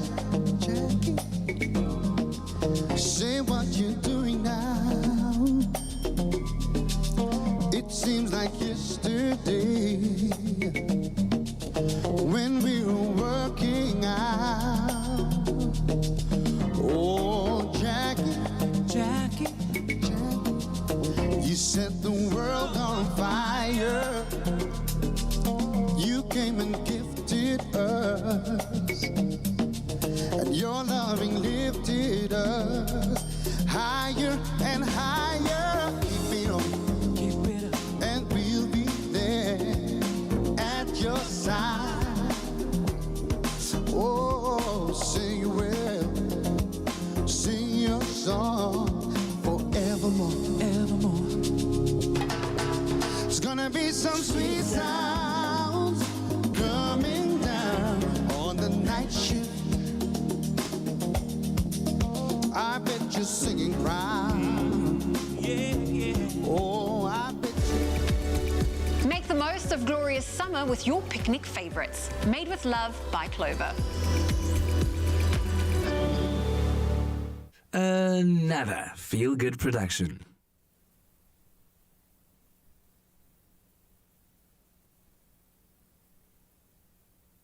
Be some sweet sounds coming down on the night shift. Oh, on the night shift, yeah. Another home, I know you're singing proud. oh, I bet you pull a crowd. Oh, yeah.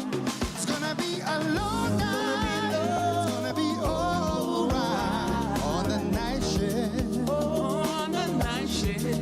You found another home, and I know you're not alone on the night shift. Yeah, yeah. Yeah.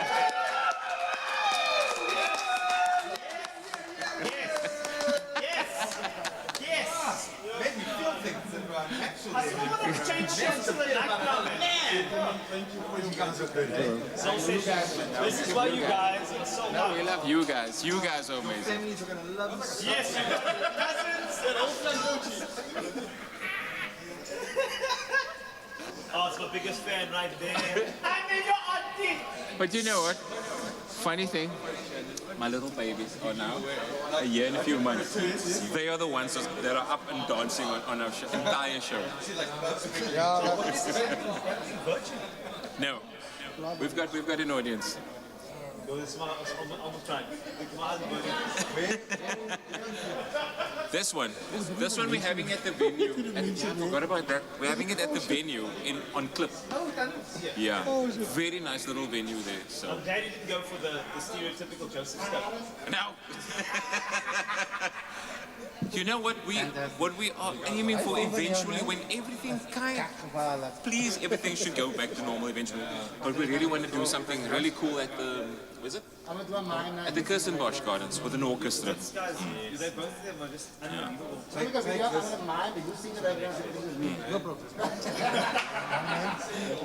I just say, you guys make the original people sound like they're doing a cover version of your song. For real? No, for real. You guys are so fucking good, man. I mean, it's amazing how you guys have been able to craft some kind of path through all of this. But how nice would it be, man, if our host for the evening